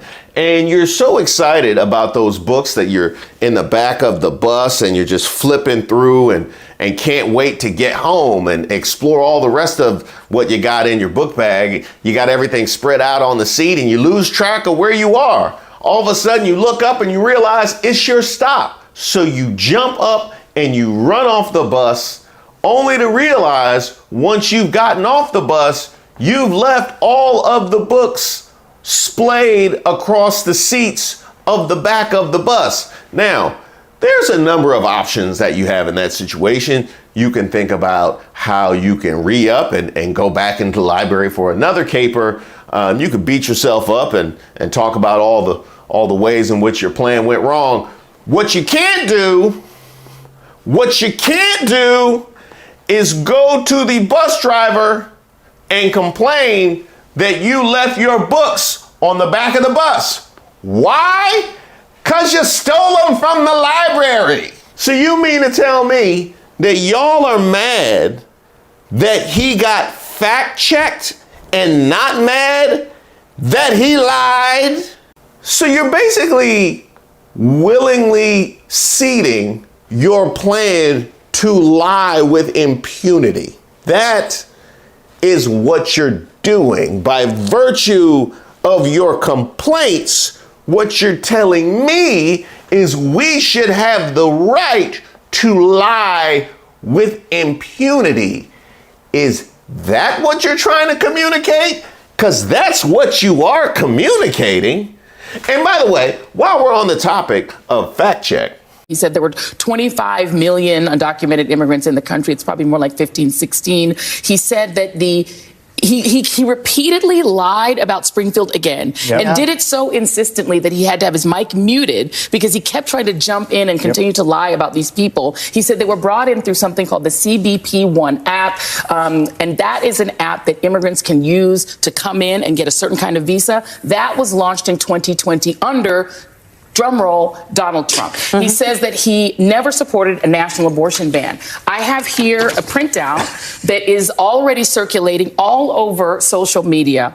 This is from the campaign website of J.D. Vance when he ran for the United States Senate. It is headlined, end abortion. He says he's 100% pro-life, believes abortion has turned our society into a place where we see children as an inconvenience, on and on and on. You also gave one of the quotes, I would certainly like to see abortion illegal nationally. He also said he was sympathetic to the view that a national ban would be necessary to stop women from traveling across states to obtain an abortion. So he's in favor of a sort of fugitive slave act to stop abortion. So he said that as well. He blamed undocumented immigrants for everything from rising house prices, rising food prices, inflation, maybe ghosts and bad weather. I mean, he was blaming undocumented immigrants for every single thing. I think Tim Walz was really skillful in knocking those things down individually because he was speaking as a governor and could speak from his own experience. He did a great job talking about housing costs and how those actually worked. The bipartisan way to save health care was absolutely absurd. He said most of our solar panels are coming from China. It's literally the opposite. Google the Department of Education that says 80% of our solar panels come from, drumroll, the United States. Trump peacefully gave over power on January 20, kind of skipped January 6 when he was trying to overthrow the government. He couldn't answer the question, did Trump lose the election?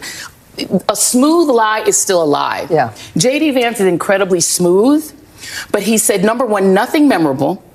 There's nothing clippable in what he said. They were just all smooth, bland lies. He got outdone by Tim Walz, who may be awkward. It took him a while to get warmed up, but he won the debate because he actually had substance. He was relatable, and he didn't go in there to slay J.D. Vance. He went in there to show himself, and he showed himself to be bipartisan. He showed himself to be reasonable. Practical. He showed himself to be practical. He acted as a governor. And a lot of people are complaining that he didn't knock J.D. Vance out and that he wasn't rhetorically cruel. But that was not his job. It was obvious that his job was to sell Kamala Harris as president. And if you're wondering, this is what J.D. Vance was trying to get out. Temporary protected status. Well, Margaret, but thank you, Senator. We have so much to get to. Margaret, I think it's important because we're going to turn out of the economy. Thank you, Margaret. The rules were that you guys weren't going to fact check, and since you're fact checking me, I think it's important to say what's actually going on. So there's an application called the CBP One app, where you can go on as an illegal migrant, apply for asylum or apply for parole, and be granted legal status at the wave of a Kamala Harris open border wand. That is not a person coming in, applying for a green card and waiting for 10 years. That is the facilitation of illegal immigration, Margaret, by our own leadership. Thank you, Senator, for describing the legal process. We have so much to get to, Senator. In other words, yes, they're here legally, but let me explain to you why I disagree with the law and therefore will still assert that it is illegal, even though they were here legally. And by virtue of that explanation, I only respect rules and laws and regulations that I agree with. And the second moment, and if you only watch one exchange from the debate, it should be this one. He is still saying he didn't lose the election. I would just ask that. Did he lose the 2020 election? Tim, I'm focused on the future. Did Kamala Harris censor Americans from speaking their mind in the wake of the 2020 COVID situation? That is a damning non-answer. It's a damning non-answer for you to not talk about censorship. Obviously, Donald Trump and I think that there were problems in 2020. We've talked about it. I'm happy to talk about it further. This man turned a question about the peaceful transfer of power and January 6th to censorship. He turned it to censorship. And if you need no other display of how unserious of a debate this is, or how unserious they are at actually interfacing with our reality, then it's this. And by the way, shout out to Coach Walz for asking the very direct question of whether or not Trump lost the 2020 election, knowing that he cannot answer that question truthfully. Very, very well done. And yes, saying that Trump left peacefully is like saying that Ron Artest left the palace peacefully. I mean, really.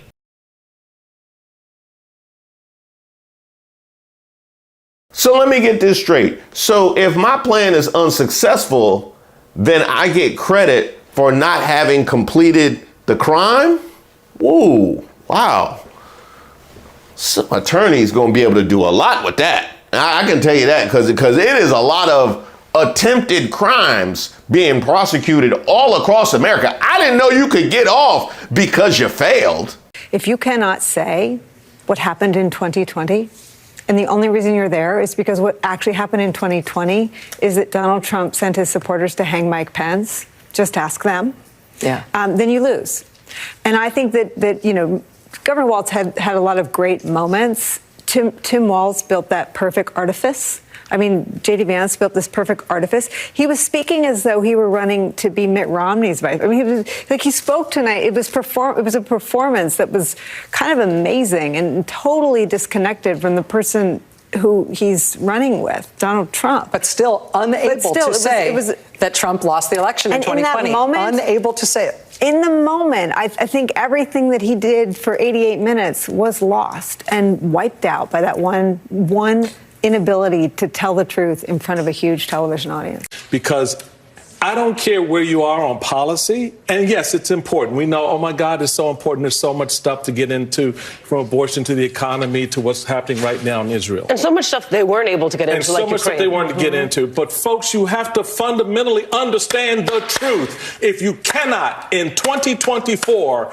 answer that question, you are unfit for office. It doesn't matter what else you did for 90 or 89 minutes. That last minute, you cannot answer that question because the guy who's watching that you're performing for will kick your behind when you get off that stage, tells me and should tell the country you are unfit for office.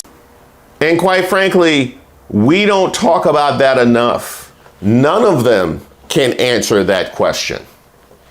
They're all unfit. Thank you guys so much for watching the video. I very much appreciate the support. And as I mentioned previously, we got membership now. Yes, it was something that you guys suggested and a suggestion that I took and moved forward with. And it's something I'm really super excited about. That's going to give me the ability to give people early access to videos and ad-free experience, and also be able to record things on the go when I'm not necessarily in my perfect environment. I have something I just want to drop in real quick. I have the ability to do that. Also, the ability to give you guys deep dive investigation pieces, some of the stuff that may not necessarily be topical, but stuff that deserves your attention. And of course, some of the uncensored content as well, because Lord knows the kind of stuff that I have to cut out of my videos can make pieces in and of themselves. Well, now I have the ability to do all of that.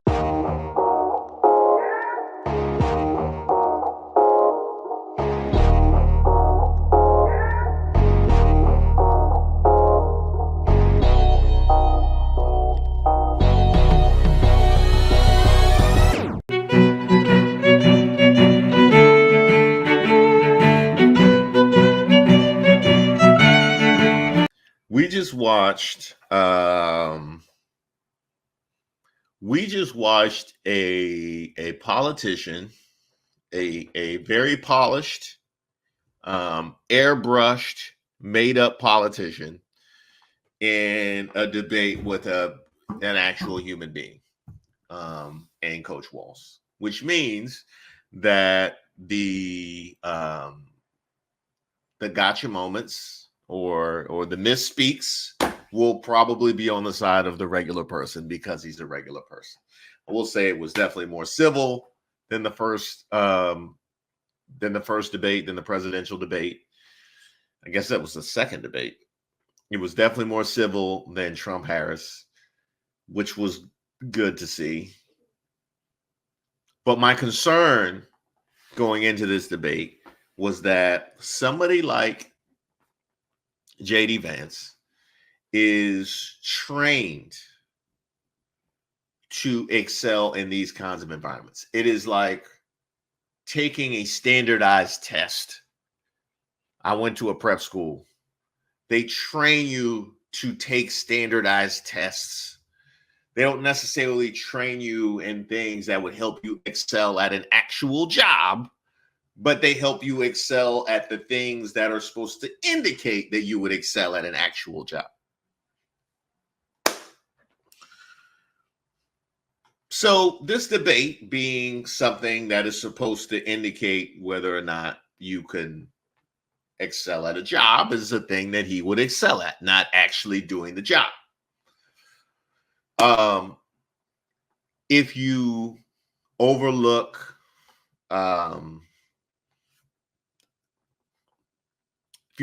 facts, if you overlook his running mate and his rhetoric, if you overlook his prior stances, then you would just watch this debate. If you just come in cold and you just watch this debate, you would say, hey, JD Vance, JD Vance looks smooth up there. The problem is your knowledge of the world that we live in, your understanding of who his running mate is, and your understanding of his prior takes on all of these things colors how all of these things land with you. So if you come in cold and just watch it, then you could walk away thinking that he did a pretty good job. But if you're going to sit there and actually process the things that are coming out of his mouth in reality, then you're wondering how in the world this was allowed to go on for almost 2 hours. How do you have a debate with J.D. Vance, a senator from Ohio, who has spent the last 2 weeks at least deflecting the terrorism that he has caused in his own state because of comments that he made about immigrants that he has admitted on multiple occasions that he made up, and they haven't produced a single person that will go on record and say these things happened, but he's just going to run with it anyway.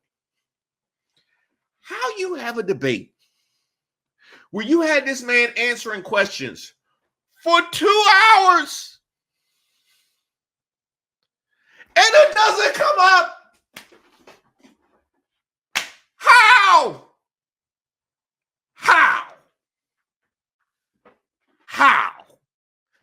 How do you have J.D. Vance answering questions for 2 hours and that doesn't come up? We know that almost all of the issues that were brought up,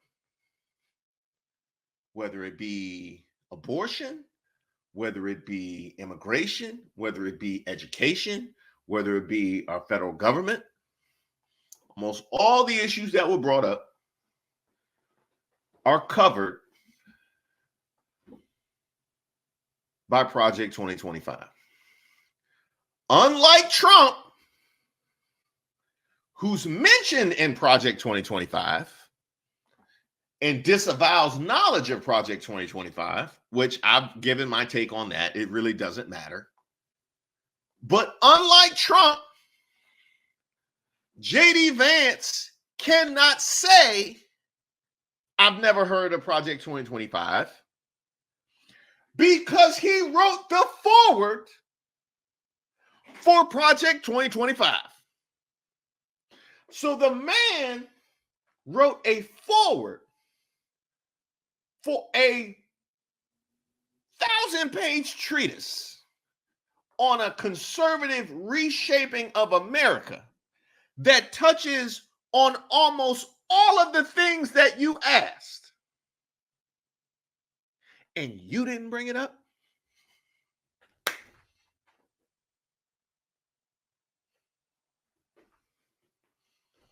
You didn't bring it up? Because he can't say, I've never heard of it. I would love to know what his answer is on that. He can't say that.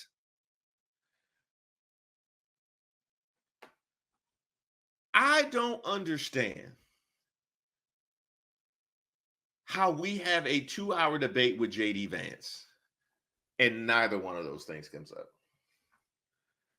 It took an hour and a half to get to January 6th. January 6th is more of a Trump thing, but sure, that ended up being Coach Walls's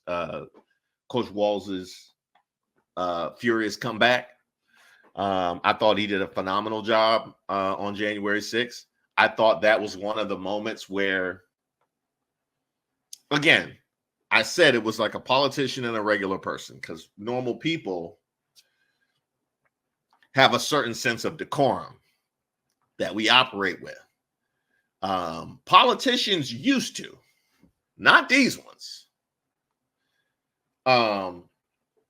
Coach Walls was operating with a sense of decorum that we haven't seen in these political interfaces for quite some time, but I've been waiting for him to shed that to go at Vance the way he needed to be gone at. And he finally did that when it came to January 6th, which I was appreciative of. I was very happy to see that. He asked him the question that had to be asked, which was, did he lose the 2020 election? Knowing, it's funny because I just put out that I put out the Crockett video, but also put out the Lindsey Graham video where Lindsey Graham said, if I was Mark Robinson, I would sue CNN, knowing he can't actually sue CNN because then they would have to go to discovery and he don't want them kind of problems. JD Vance can't say that Trump lost the election, and you know that. So one of two things is going to happen. Either he's going to say it anyway and cause a massive civil war within MAGA. He probably would have got dropped from the ticket. I bet you that dude, Trump's so crazy, he probably would have dropped Vance from the ticket. If he would have said on October 1st, yeah, he lost the 2020 election, I bet you Trump would have dropped him from the ticket. Anyway, he could have either done that, or he has to double down on Donald Trump's election lies, which is phenomenal, to draw that contrast on October 1st. Phenomenal job. Phenomenal job. When I get into my job is going to be much easier than I thought it was going to be when I get to breaking all this down, because I'm looking at JD Vance's JD Vance was like Neo with his ability to deflect and never answer any questions.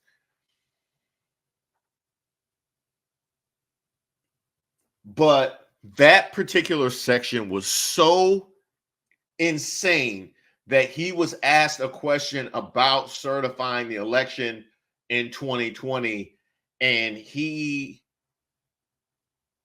somehow diverted into talking about censorship. It was so absurd that I can just focus on that. So I'm just going to focus on that. I mean, the man was asked about gun violence and he started talking about immigration.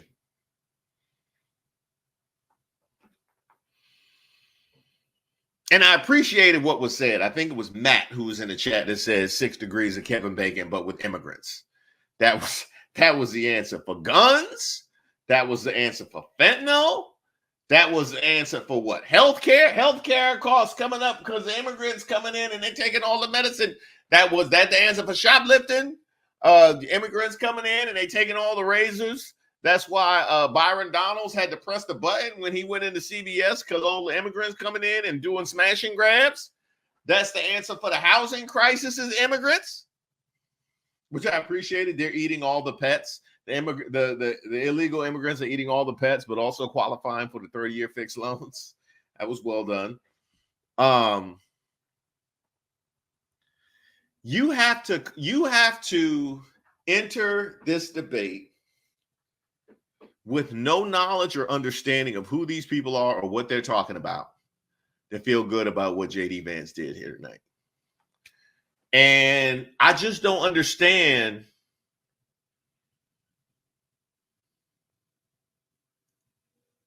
what we're doing. Like, I'm like, if we're just not going to hold people accountable to reality at all, then what are we doing? What are we doing? I was like 10 minutes in into this debate. I said, oh, Tim Walz seems nervous. JD Vance, lying and deflecting. More lying and deflecting, more lying. Okay, all right. Well, so what are we going to get out of this then? If that's what he's going to, if you're not going to say nothing about it, that's just what it is. It's like watching a basketball game and Bronny inbounds to LeBron, which sadly is a thing that's actually going to happen. It's like watching a basketball game and Bronny inbounds to LeBron and he just carries the ball on his hip all the way up the floor and lays it in the basket. Like, so we're just not, he don't have to dribble or nothing. Like you're just going to let him walk the ball all the way.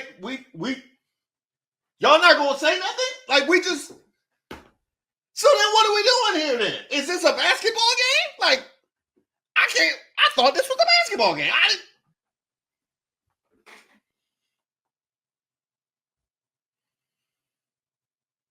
Crazy. JD Vance he mentioned one of my just pet peeves. One of my all-time pet peeves is the mental illness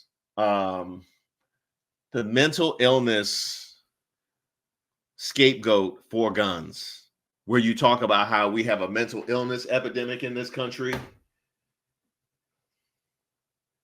which is so wild. And like we have a mental illness problem in this country. Yeah, the mentally ill people are also getting the guns. Do you want to address that? The fact that you can't keep the mentally ill people from getting the guns, you just want to ignore that part. Because here's the thing, mental illness is going to happen. You know what I mean? I don't think we're going to eradicate mental illness, but you just want to keep their ability to get guns. Is that what okay. All right, cool. Word. It's insane to me that I don't know. Like I cannot believe we really sat there and had JD Vance spinning plates and Coach Walls pinned him with January 6th. But you don't ask him the clear questions. Like, what are the top 3 things you would want to hear from JD Vance? I would say, I mean, I can't speak for everybody. For me, actually, I would want him to disavow doing Peter Thiel's bidding. That probably would be in my top 3. He would have to answer for Project 2025. Like it's crazy to me that he skates on that when he doesn't have the out that Trump does, which is also absurd. But he can't even say that. 2025 would definitely be there. I mean, his hatred for women and childless Americans, that probably would be number 3. But the Ohio thing, I mean, that's in the top 5. We just not going to talk about that. I don't understand. Your running mate just advocated for the purge, and we just not going to ask. We just not going to ask about that because here's the thing. This is the vice presidential debate. So I don't care how good his ideas are. If his running mate talking about the purge, then he got to do the purge. So you might want to ask him that.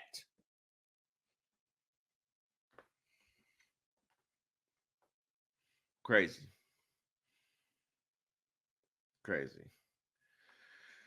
Oh, boy.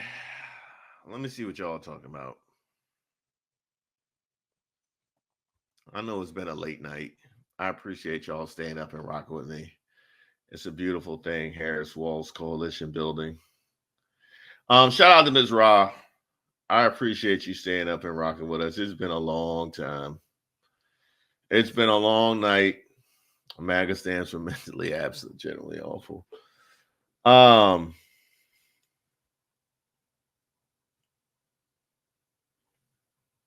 Oh, yes. As Ms. Ross said, please thank your sponsor if you were gifted a membership. I just learned that that's how that works. I thought you had to fight it out. like that one violent night that Donald Trump was talking about. I thought it was a purge situation. Here's the state of play. I'm gonna clip my ending, and I might have to clip the section where I reacted in real time to his to his comments about January 6th. Like I might just have to put that in my live reaction. And said there was no widespread fraud. The governors of every state in the nation, Republicans and Democrats, certified the 2020 election results and sent a legal slate of electors to Congress for January 6th. Senator Vance, you have said you would not have certified the last presidential election and would have asked the states to submit alternative electors. That has been called unconstitutional and illegal. Would you again seek to challenge this year's election results, even if every governor certifies the results? I'll give you 2 minutes. Well, Laura, first of all, I think that we're focused on the future. We need to figure out how to solve the inflation crisis caused by Kamala Harris's policies, make housing affordable, make groceries affordable, and that's what we're focused on. But I want to answer your question because you did ask it. Look, what President Trump has said is that there were problems in 2020, and my own belief is that we should fight about those issues, debate those issues peacefully in the public square, and that's all I've said, and that's all that Donald Trump has said. Remember, he said that on January the 6th, the protesters ought to protest peacefully. And on January the 20th, what happened? Joe Biden became the president, Donald Trump left the White House, and now, of course, unfortunately, we have all of the negative policies that have come from the Harris-Biden administration. I believe that we actually do have a threat to democracy in this country, but unfortunately, it's not the threat to democracy that Kamala Harris and Tim Walz want to talk about. It is the threat of censorship. It's Americans casting aside lifelong friendships because of disagreements over politics. It's big technology companies silencing their fellow citizens. And it's Kamala Harris saying that rather than debate and persuade her fellow Americans, she'd like to censor people who engage in misinformation. I think that is a much bigger threat to democracy than anything that we've seen in this country in the last 4 years, in the last 40 years. Now, I'm really proud, especially given that I was raised by two lifelong blue-collar Democrats, to have the endorsement of Bobby Kennedy Jr. and Tulsi Gabbard, lifelong leaders in the Democratic coalition. Of course, they don't agree with me and Donald Trump on every issue. We don't have to agree on every issue, but we're united behind a basic American First Amendment principle. Yeah, well, look, Tim, first of all, it's really rich for Democratic leaders to say that Donald Trump is a unique threat to democracy when he peacefully gave over power on January the 20th, as we have done for 250 years in this country. We're going to shake hands after this debate and after this election. And of course, I hope that we'll win, and I think we're going to win. But if Tim Walz is the next vice president, he'll have my prayers, he'll have my best wishes, and he'll have my help whenever he wants it. But that's like saying Ron Artest peacefully left the malice in the palace. Like in 2000.